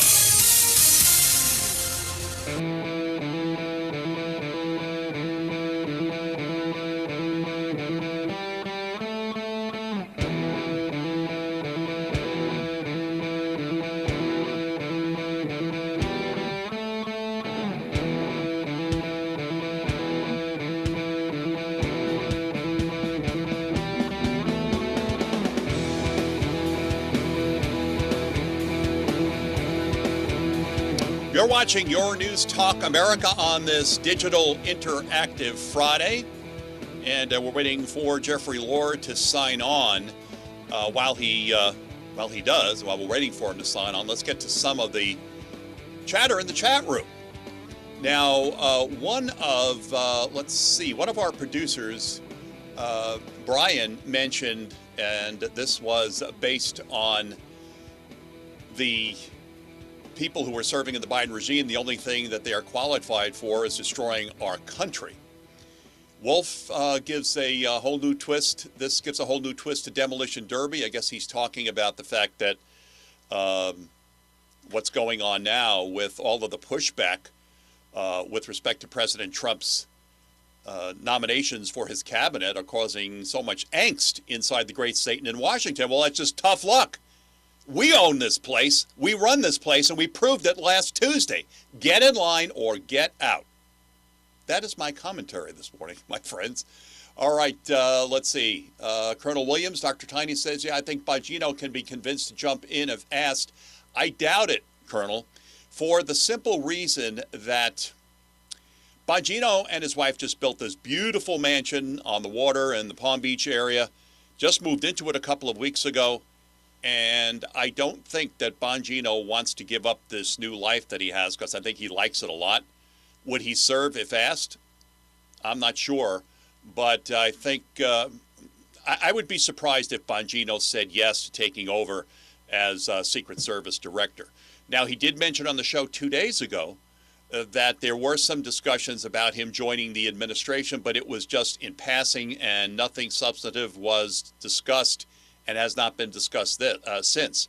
He said that President Trump mentioned something to him when Dan Bongino was interviewing President Trump at Trump Tower, and this happened maybe a month before the election. So that's all we really know right now. I really would be surprised. I mean, Bongino just signed a new contract with Westwood One for his syndicated radio program. He's got a podcast that he does every day, which he loves. And again, I just don't see him giving that life up to go back to Washington. But you never know. If President Trump calls him and says, your country needs you, you never know. He is a patriot. I just don't think it's going to happen, Colonel. Bob in Lewes says, everyone who already called Trump a convicted felon before sentencing committed slander and libel, stating that with Biden and Harris. Well, I just think that the benefits of calling him a convicted felon far outweighed the negatives. Because when you think about it, Bob, the more they called him a convicted felon, the more the mug shots were put on social media, were sent out to put on T-shirts and sweatshirts and things of that nature. It just increased Trump's, it increased his popularity, but it also increased his reputation as a fighter, as a leader. And as much as the Demcoms thought they were going to hurt him with this convicted felon thing, they realized shortly after the 2024 race was underway that, we better stop calling him the convicted felon because it's not working. No, it was not working. Colonel Williams says, I was thinking the same thing. I'd love to hammer the Facebook posts that called him that. You know what? They did it, and they lost votes because of it, Colonel. We should be happy with the result of last Tuesday. In my opinion, move on. They proved who they were. And the fact that Jack Smith and Fani and Judge Merchant and the rest of them have tried to lock Trump up. None of them were successful. They tried to kill him. They tried to bankrupt him. Nothing was success. Every attempt to take him down failed. Why? Well, my opinion, he had some heavenly help. Wolf says, the legal threshold for public figures is more difficult to meet. That's true. But Dems really went over the top this time and should be sued. All right, Wolf. Again, I just think that we benefited from this, and we should just be thankful for what we were able to achieve last Tuesday and move on. They thought they could destroy the reputation of President Trump. They've done it they've called him a rapist, a misogynist. They called him this, they called him that. Every time they did, he just got more powerful and more popular. Eric said Bongino could work from home. Well, didn't Elon tell all of these federal workers, and I heard this statistic yesterday, 60% of federal workers right now, 60% are still working from home. Only 40% show up to the office. How about that? 60% are still working from home. And Elon spoke to that and said, you know what? Get your butt into work or you're going to be looking for a job. See, that's when business takes a look at government and says, you know what? We couldn't run this way. Elon knows that. Wolf mentions in the chat room, perhaps Dan Bongino could be retained as a consultant. Well, I think he's already been doing that kind of off the record. He's been consulting about the Secret Service. Because remember, all the major players in the Secret Service scandal since July 13th are people that Dan Bongino worked with. He knew how bad that Secret Service swamp was. And I think that he has already been providing inside information to members of Congress and the United States Senate and President Trump. As a matter of fact, he's already admitted it, that he's done that. All right, let's find out where Jeffrey Lord is, see if we can get him to sign on. I'm going to send him another message. We'll take just a short break on your News Talk America.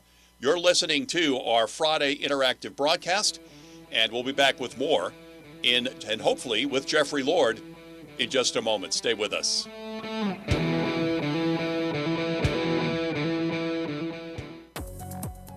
Here's a look at your Delmarva forecast. A coastal flood advisory remains in effect. Sunshine mixed with clouds at times today, with daytime highs approaching 56. Northerly winds 8 to 15 miles per hour. Lows dip down to about 42 tonight. Clear skies. Daytime highs approaching 60 tomorrow. Bright sunshine expected. I'm meteorologist Paul Trombley from the Talk of Delmarva Weather Center along the coast. Currently, it's 54 degrees. The Talk of Delmarva Fishing Report after the 6 a.m., 10 a.m., and 4 p.m. news and sports. News on the hour on WGMD. Get the WGMD app online today. Broadcasting from the Lincicome Car Care Center studio. It's your News Talk America on 92.7 WGMD. The Talk of Delmarva. Views and opinions expressed are those of the hosts, callers, and guests, and not necessarily the staff, management, ownership, advertisers, or sponsors of WGMD. If you're living with dry age-related macular degeneration or dry AMD, you may be at risk for developing geographic atrophy or GA. GA can be unpredictable and progress rapidly, leading to irreversible vision loss. Now there's something you can do to slow it down and get it going slower. Izervay is proven to slow GA progression. Izervay gets GA going slower. Izervay or avacincaptad pagel is a prescription eye injection used to treat GA. Don't take it if you have an infection or active swelling in or around your eye. Izervay can cause eye infection, retinal detachment, or increased risk of wet AMD. Izervay may temporarily increase eye pressure. Your vision may be impaired after an eye injection or exam. Don't delay. Ask your doctor about Izervay today. Izervay gets GA going slower. Visit Izervay.com. That's IZERVAY.com. We turn bathroom safety into modern style. Hey, Hey, it's Steve Bell from Bell House Medical. Our famous master grab bars and barrier-free showers aren't just about safety. They're a sleek home upgrade. No more awkward stepping over those tub edges. Just smooth, stylish entry and peace of mind. To schedule a free estimate, give us a ring at 302-644-4404. Bell House Medical, your mobility partner. The days are getting shorter and the nights cooler, which can only mean one thing. It's time to call us at Baker Petroleum to set up your propane or heating oil deliveries for the upcoming winter. Time flies and the busy holiday season will be here before you know it. Don't delay. Call their friendly staff today. Making the switch has never been easier. Serving all of Southern Delaware. Feel the warmth of savings with Baker Petroleum at 302-645-7000. Tune in this Monday at 9:20 as I'll be live with Dr. Tiny as we discuss the housing segment. Learn how we can create housing options that work for everyone in our community. This Monday at 9:20. Hey, give me a call on Sunday nights. That's right, it's me, Bill Cunningham, the Great American. Join me every Sunday night at 10 p.m. Eastern as we talk about the serious issues impacting you, me, and the American people. Live with Bill Cunningham, Sunday night at 10 on 92.7 WGMD. The Sean Hannity Show, weeknights at 9 on WGMD's 92.7. Broadcasting from the Lincicome Car Care Center studio. It's your News Talk America on 92.7 WGMD. The Talk of Delmarva.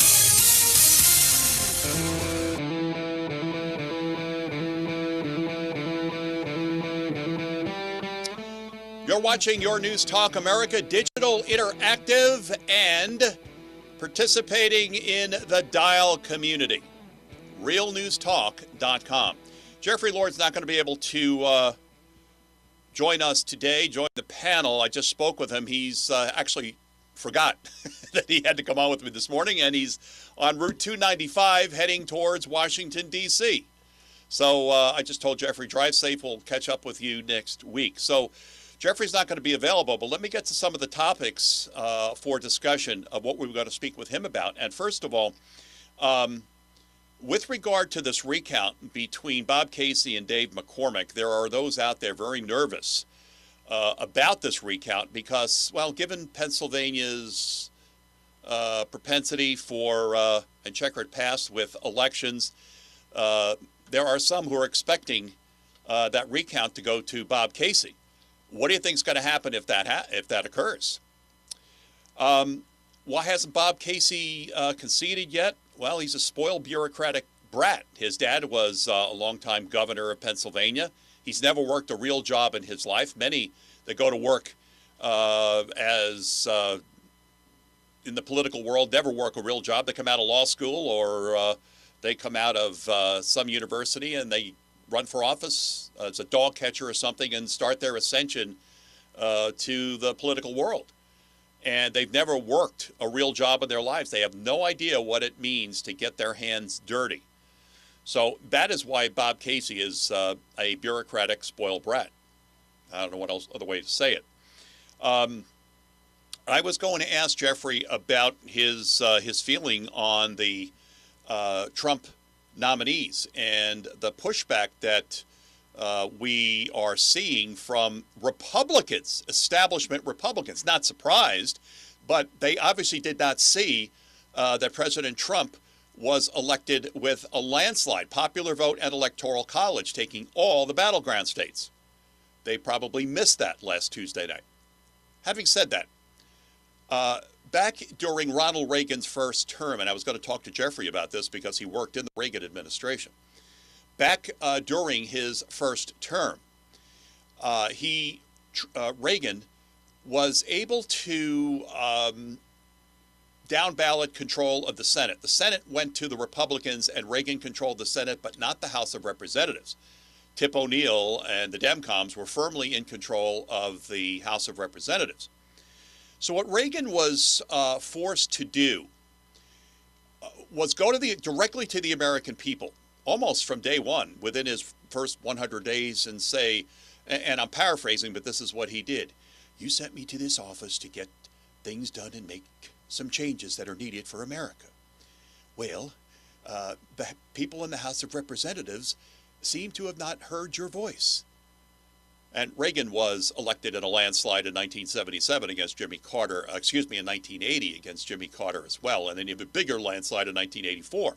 So Reagan went right to the American people, and he said to them, pick up the phone, call your representative. I don't care who they are, call them and tell them to get on board, that they need to support the Reagan Revolution. And it worked. However, that was a much different Democrat Party than it is today. Today we have a Democrat Communist Party. Now, we expected pushback on it. Trump could have nominated Jesus Christ himself for a position on his cabinet, and the Demcoms would have said no. That's it. But the Republicans and the mainstream non-MAGA Republicans are really taking a chance here. They are taking a chance because the Republican Party is stronger now. Trump has delivered Republican majorities in both houses stronger than they've been in a long, long time. And the Republicans are winning over minorities, young people, and also women as well.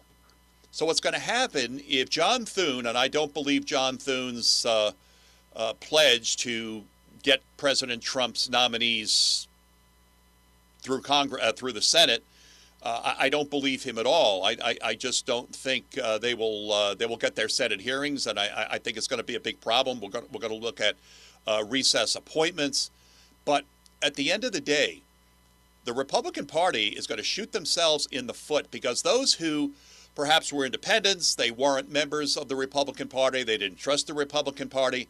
President Trump has restored or created trust in the Republican Party, and now the establishment, John Thune and Cornyn and the rest of them, are going to screw it up. It's entirely possible, and it could happen within the first 100 days of Trump's second term. So I think what's going to have to happen, my friends, is, and I said this in the monologue during the first hour, the radio hour of this program this morning, that it's going to be up to us to enforce this mandate. Trump has a mandate. It's a clear mandate. And for those uniparty Republicans, they are playing games right now. And for them to, Susan Collins and Lisa Murkowski, they're not Republicans. They never were. We expected them to come out and say, oh, we're not going to support Hegseth, we're not going to support Matt Gaetz, and we're not going to support, any of Trump's nominees. But those same people voted for Mayorkas, didn't they? They voted for Eric Holder, didn't they? They voted for Merrick Garland, didn't they? They voted for Jennifer Granholm at the EPA, didn't they? And now, as Trump has a mandate to change this nation, they are now questioning whether they are going to really support. Do they think they are actually going to horse trade with Donald Trump? I don't think so. They are right now, they're trying to protect how the uniparty is won, how the uniparty is run and how it's won, and also how the uniparty is funded. There's a lot of politicians in Washington for years that have been getting a lot of money from the globalists and from the Chinese Communist Party. And they vote along with the globalists of the Chinese Communist Party. Basically, they've been bought out, and they've sold this country out. And they do not want Matt Gaetz poking around to seeing how the uniparty actually works, my friends. That's what this is all about. Now, the media, the Marxist state media, and the uniparty is going to try to General Flynn Matt Gaetz. It's already underway. They knew about this Gaetz appointment, and as you heard what John Glasgow said, that's the timing of this, that's why it happened. Everything that was revealed yesterday, and I told you on the program yesterday, if you were listening, that this report, this House report investigation done by the FBI, by the way, on Matt Gaetz, and remember, Matt Gaetz was a tough cookie when it came to grilling Christopher Wray, FBI director, during various House hearings. I mean, he hammered Wray. And now that same FBI was investigating, at the behest of the House of Representatives, Matt Gaetz. Why? Because Matt forced Kevin McCarthy out of his speakership. That's why. And now we have a situation where they don't want Matt Gaetz anywhere near the Department of Justice. They're scared of him. As a matter of fact, there's a lot of people within the great state and in Washington that are scared of Matt Gaetz. It's okay for them to keep secrets when those secrets protect them. It's not okay for them to keep secrets when they keep those secrets from us. And I mentioned this during the monologue this morning, and I was reading about this lawfare attack by the Uniparty against Matt Gaetz.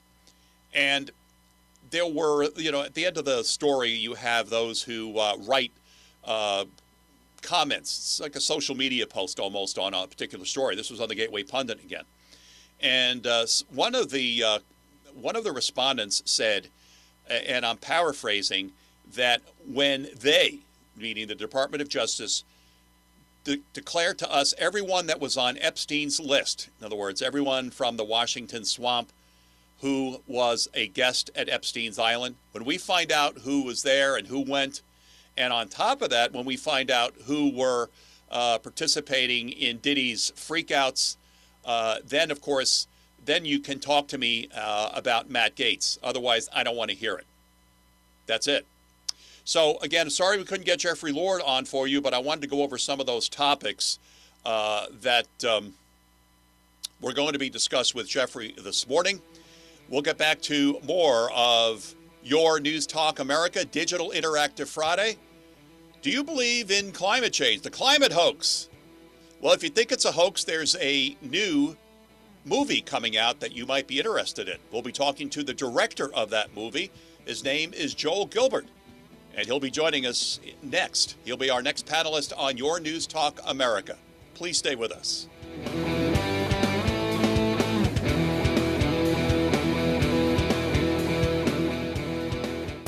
Is the marine forecast from the Talk of Delmarva Weather Center. A small craft advisory continues. Isolated showers possible in the area early today, and highs top out near 56 degrees. And on the water, north winds will be breezy 15 to 25 knots, seas 4 to 6 feet. The current water temperature is 55 degrees. At Cambridge, low tide at 9:02 a.m., high tide 3:13 p.m. And at Rehoboth Beach, high tide 6:39 a.m., low tide 1:03 p.m. The Talk of Delmarva Fishing Report with veteran fishing reporter, broadcaster, and local salt Eric Burnley on 92.7 and 98.5. The Talk of Delmarva.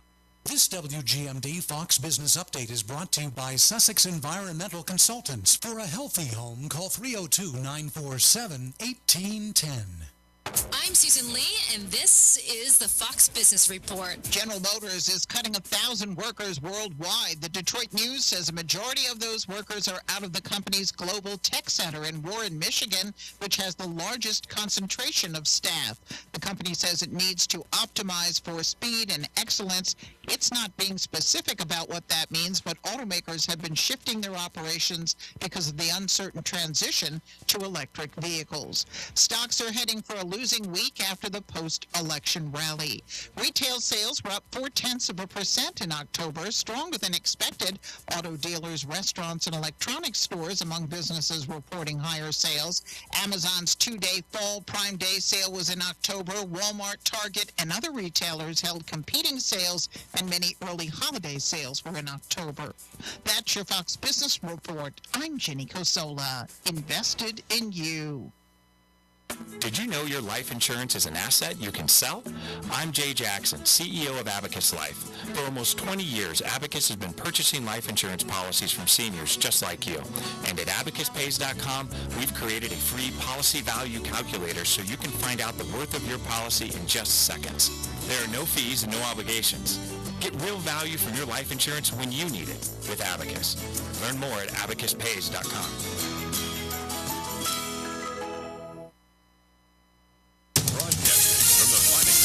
Care Center Studio. It's your News Talk America on 92.7 WGMD. The Talk of Delmarva.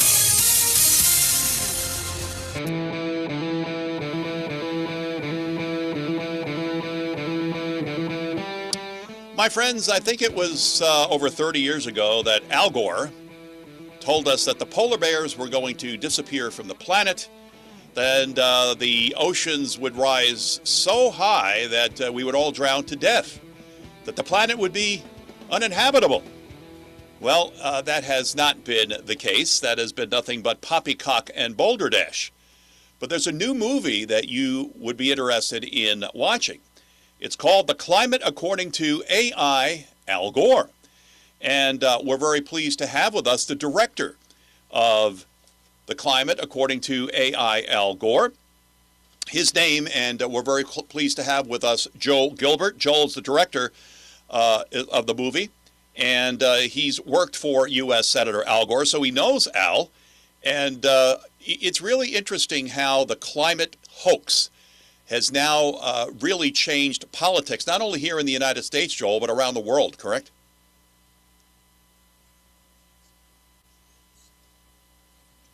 Trillions of dollars are spent.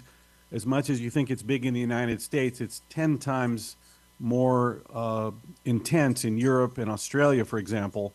I just came out of Australia where we did a screening tour of the film, including showing it at the National Parliament. And they have a special committee for climate. For any bill that passes the Parliament has to then go to the Climate Committee to see how it's going to affect the climate. So it's a huge industry today where trillions of dollars are invested worldwide. And Europe was starting to clamp down on CO2 emissions. I remember back in the 90s when I was traveling through Europe, they were adding fees onto people's plane tickets because they were generating greenhouse gases from flying from the U.S. across the pond to Europe. It's really impacted the economy throughout the European Union, hasn't it, Joel? Correct. The idea of reducing carbon dioxide has really changed the way we live, and that was Al Gore's demand in the first place in his film, An Inconvenient Truth. Truth, right. That let's change the way we live. Well, it turns out from my research that carbon dioxide is not a bad gas. It's not a pollutant. We exhale it every time we breathe. And I do a lot of research in this film, and I show you that carbon dioxide is essentially plant food. The more carbon dioxide there is, the more the plants absorb it, the more we have taller trees and more crops. Carbon dioxide is only 1/3 of 1% of all the gas in the atmosphere. So you could actually triple it and it would have no effect on world temperatures whatsoever. But in this film, I go back to find out where did Al Gore make this stuff up from. And he's been saying for years, including in his original book from 1992 called Earth in the Balance. Right. He's claimed that he got his climate science from his Harvard professor when he took a class for 3 months at Harvard in 1969. So I decided to do a little research, and I went down to see the papers of his professor, Roger Revelle.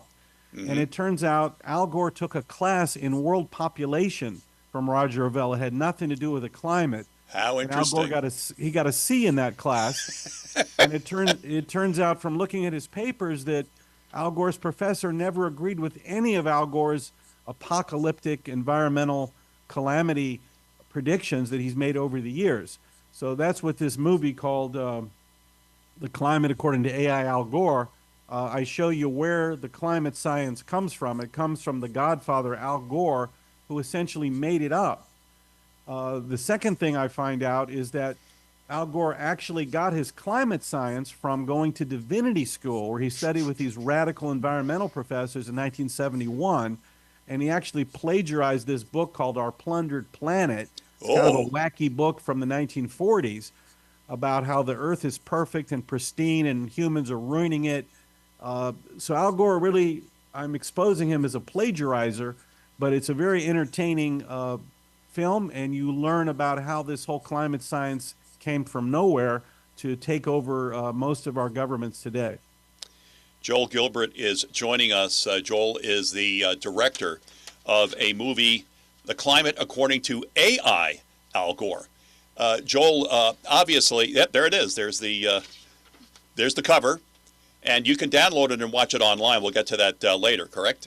Correct. All right. Go to climatealgore.com. You can watch the trailer and link up to watch the movie, climatealgore.com. Now, when Al Gore invented the internet, did he have any idea that he was going to be able to cash in on this climate hoax, do you think, Joel? Well, he really didn't. What I discover, and I show you in this film, is that Al Gore's father, people may not remember, was a U.S. Senator from Tennessee. Yes. And they actually brought Al Gore up to be president one day. The problem Gore had that he realized is he didn't have any charisma, and he had a terrible personality for politics. So he realized early on he needed issues to get people to vote for him. So he started out trying to become an arms control expert, wanted to settle the Cold War with the Soviet Union. Turned out Ronald Reagan ignored Al Gore and went ahead and won the Cold War. And that's when Gore turned to environmentalism to try to gain support, because he thought Democrats were very concerned about the environment. So he came out with this apocalyptic vision of how the world is being destroyed by humans. And as I mentioned, he simply plagiarized this book from the 1940s to come up with this theory. And that's what he thought would propel him to the White House, and it almost did. The climate hoax has always appeared to me to be a way of turning this nation here in America. I mean, it's already socialist Europe is already socialist Europe, but it's even more so because of all the climate nonsense over there. But here in America, the way in which the climate hoax has been approached by, I call them the Democrat Communist Party, because that's who they are, it has been trying to really turn this into the United Socialist States of America. That's really the basis of what this climate hoax is all about. Do you agree? Yeah, I think the whole climate science hoax is simply the latest scam by socialists and communists, simply morphed into climate warriors, and they want to try to stop the free market system and convince Americans to vote for things and do things that they would never vote for. So that's why so many changes are demanded to be made of our lifestyle, because socialists are furious that free market capitalism has achieved wealth and prosperity for so many common workers. So they want to reverse that trend to validate Marxism. So the climate science, I think, has turned into one big scam. Scientists are paid, essentially, trillions are paid to scientists and UN to keep the narrative going. But any real scientist will tell you there's nothing to climate science whatsoever. The Earth's temperature is not controlled by 1/3 of 1% of gas in the atmosphere. It's controlled by many factors like the tilt of the Earth, sunspots, volcanoes, ocean flows. Those things affect temperature, not carbon dioxide. We actually need more carbon dioxide. The Earth is historically low on carbon dioxide. If we had more, we'd have taller trees, more crops, and greener deserts. And, you know, one of the things that carbon dioxide has done is extend the growing season for many farmers in this country, correct? Which means more food. Yeah, in my film, I'll show you this scientist named Sherwood Idso did an experiment for over 5 years where he grew sour orange trees with double the carbon dioxide in the normal atmosphere and compared that to sour orange trees in the regular carbon dioxide. And the ones exposed to double the carbon dioxide content grew 3 times as tall in the biomass and 3 times as much crops. Right. So, and Gore would invite these people like Sherwood Idso to the U.S. Senate hearing, and he would attack these scientists who didn't agree with them. He'd say, oh, you're working for OPEC, and you're like the cigarette manufacturers in the 50s. So he created this hostile atmosphere for anyone that questioned what Gore was saying. But even Gore's mentor, as I mentioned, his Harvard professor, wrote an article saying that he didn't agree with Al Gore. So they've covered this up for so many years, and it's turned into this incredible political movement with political goals that have nothing to do with the environment. Well, our kids are indoctrinated with this stuff from the moment they get into school, correct? Yeah, and I was just in Australia where I screened the film. Yeah. And a girl came up to me after a screening. She said she's 18 and she's been indoctrinated with this climate stuff her whole life in school. And she said, I didn't realize it was just based on one man with an opinion and he lied about it. And she said, I think I've just been deprogrammed. So that's what happens when you see this film. And parents and grandparents, wise up, because I get emails from you all the time that your kids come home with this climate claptrap and you're outraged about it. There is a way to deprogram your kids, and we'll get more of that information from the director of this film, Joel Gilbert, in just a moment. Joel, I have a question from one of our producers who said, who convinced Pope Francis, who knows nothing about science, to buy into the hoax of man-made global warming?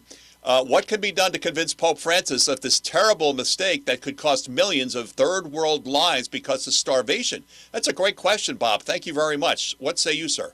Well, it goes back to his political ideology because he is a far left socialist or a Marxist himself. So a lot of these socialists and Marxists morphed into climate warriors. It's the same movement from the communist countries. They just said, well, if we adopt climate science, we can achieve these same goals that nobody would ever vote for.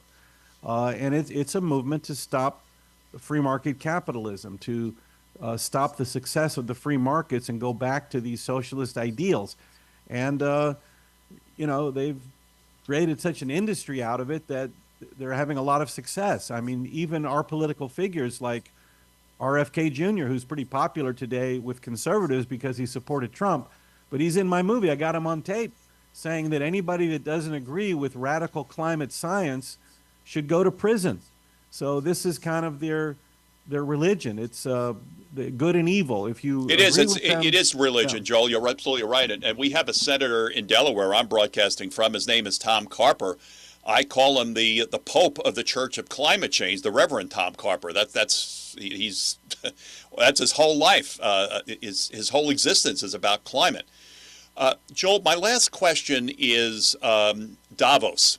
Whenever we are watching in January when the Davos crowd heads to their big celebration, it's always about climate, climate, climate. What is your opinion about Klaus Schwab and the globalists at Davos and the connection with this climate hoax? Well, we'll back up 1 second. I'll remind you, at first they called it global warming for about 10 or 15 years. Right. But what happened is it kept getting colder and colder, and they would have these conferences like in Davos, and they couldn't even land their planes because there was so much snow. Right. And they realized that no one was buying into it because it was getting colder and colder. So they changed the term to climate change so that any seasonal weather, winter, summer, it's climate change. Right. That's climate change. Yeah. So the Davos gang, look, they have these globalist goals, and anything that comes along that will help advance them, they'll endorse. So certainly, they've created a worldwide global movement to reduce carbon emissions. With all these governments going along and handing over trillions of dollars and forcing people to change their lifestyles, that's something that fits into their agenda. Can you tell us again, how can we watch your new movie that you directed? Let me make sure I get I'm accurate on the topic. The Climate According to AI Al Gore. There it is. There's the DVD cover, right? Right there. So if you go to climatealgore.com, you can see the movie trailer and click on the links to buy the DVD or live stream the movie, which will be available on December 10. So climatealgore.com. Teachers, order this movie and show it to your students' parents, grandparents. Order this movie and show it to your kids, your children, and your grandchildren so they know the truth. Joel, you know Al. Has he reached out to you since you came out with the movie? I haven't heard from him yet, but that's why I created this AI version of Al Gore. I actually interview him in the movie. It's a video of Al Gore talking. It's his voice, but it's actually an AI version. So it's a very interesting movie and a lot of entertainment, and you learn a lot. Is there an AI version of Tipper in there as well? No, we got the real Tipper in news clips, but it's Al Gore talking to me throughout the movie. You'll just be amazed at how interesting it is. Joel, thank you so much. Joel Gilbert, the director, The Climate According to AI Al Gore. Thank you so much for coming on with us this morning. Great discussion. We'll have you on again, Joel. All the best to you. All right, thanks. You're listening to Your News Talk America. Salute the troops for this Friday. Digital Interactive Friday is next.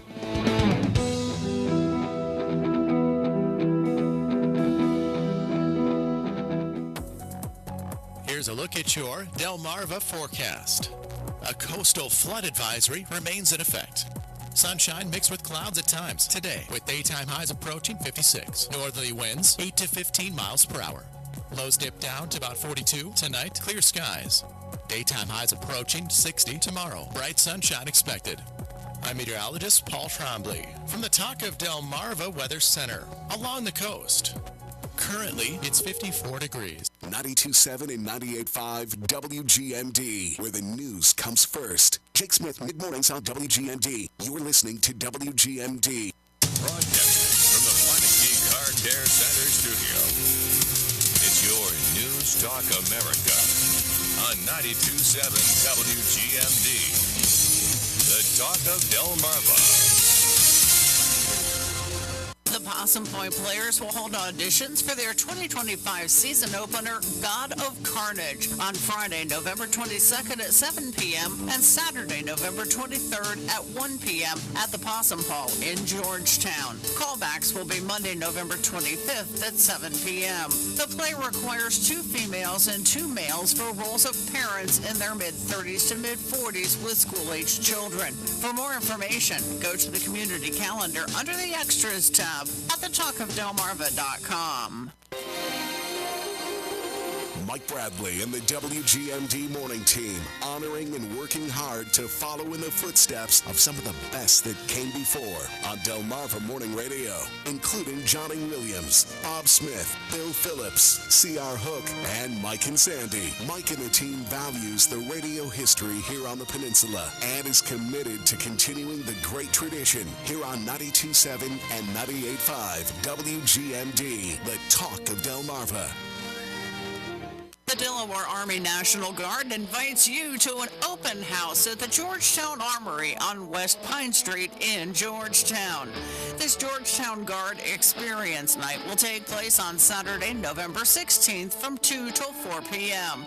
Learn about the Delaware Army National Guard's role in protecting Sussex County and the state of Delaware while exploring career opportunities within their ranks. For more information, go to the community calendar under the Extras tab at thetalkofdelmarva.com. 92.7 and 98.5 WGMD is the official talk radio station of the White Marlin Open in Ocean City. It is 4 o'clock, and that is the time, the official opening of the scales. Listen for interviews with Madeline and Sasha, news, information, and updates all throughout the year on the WMO and Marlin Fest right here on 92.7 and 98.5 WGMD, thetalkofdelmarva.com, and the WGMD app.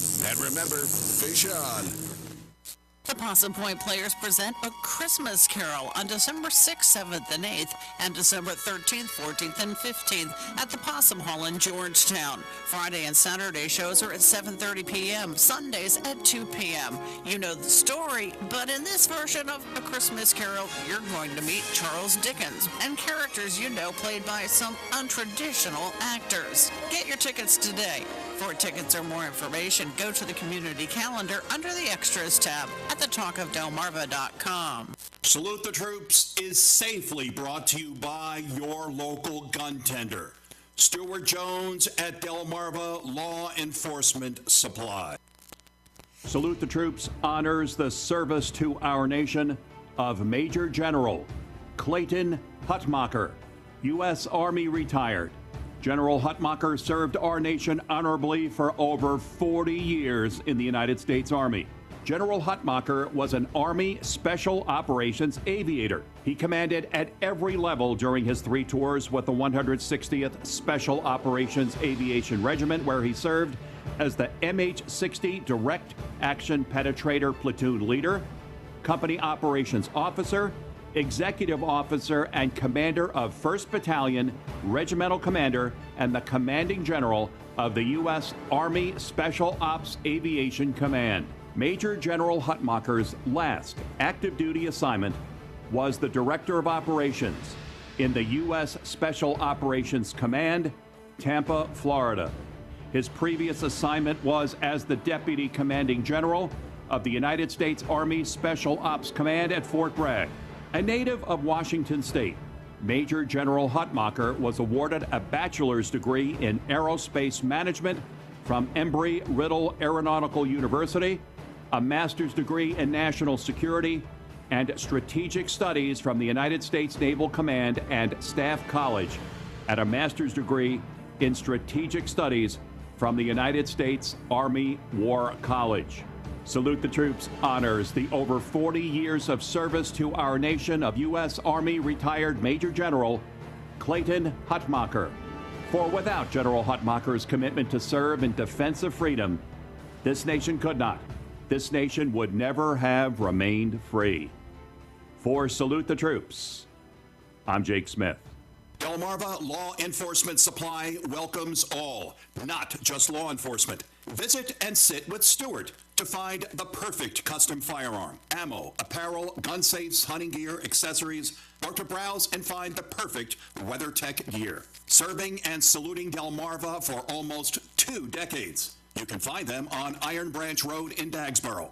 Open Monday through Saturday. Just look for the banner that says Guns. Support your local gun tender today. Broadcasting from the Lincicome Car Care Center studio. It's your News Talk America on 92.7 WGMD. The Talk of Delmarva.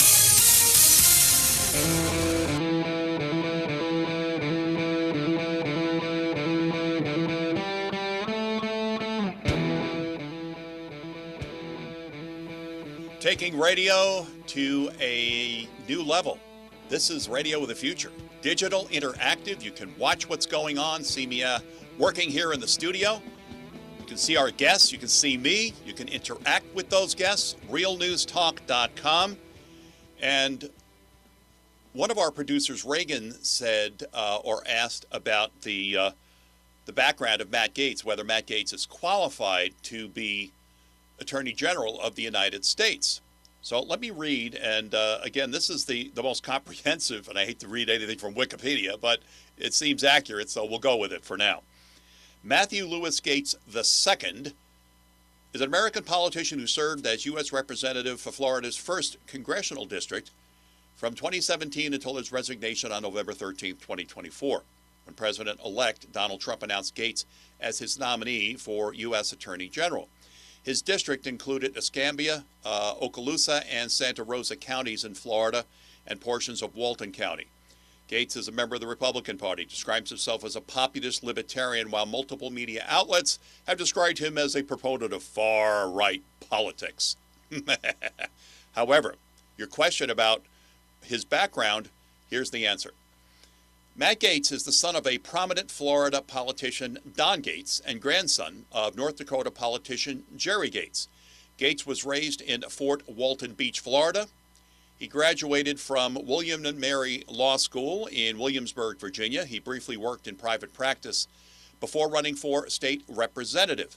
He served in the Florida House from 2010 until 2016 and received national attention for defending Florida's Stand Your Ground law.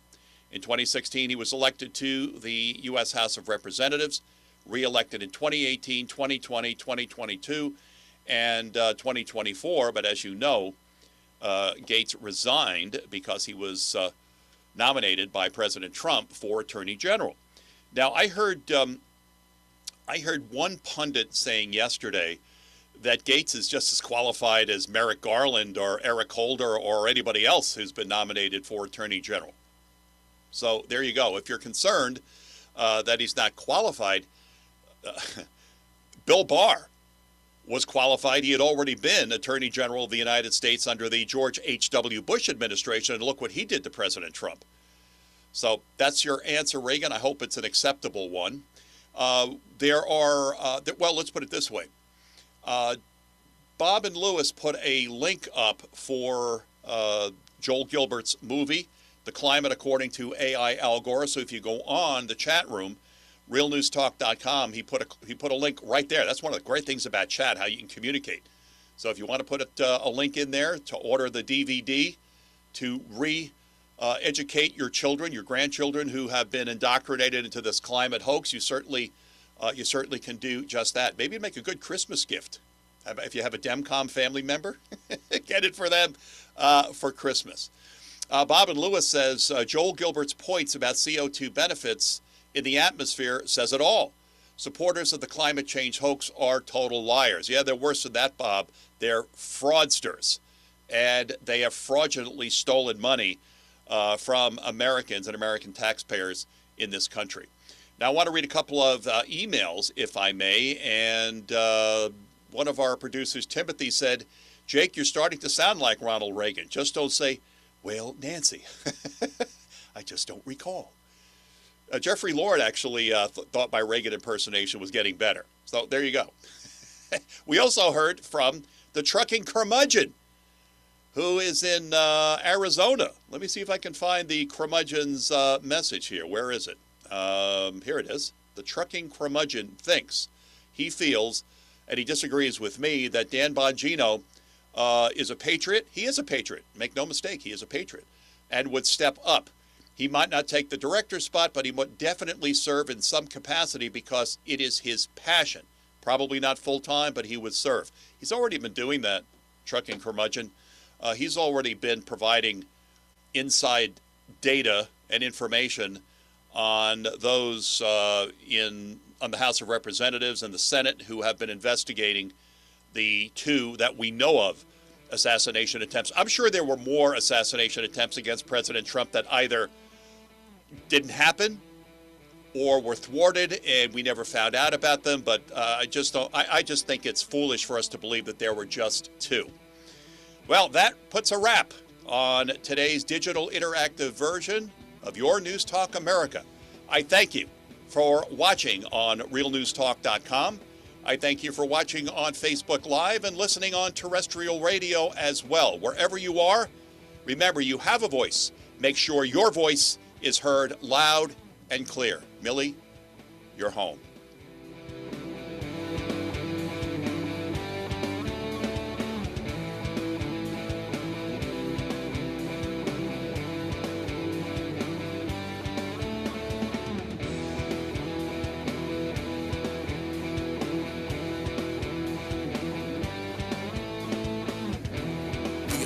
Talk radio station of the White Marlin Open, WGMD.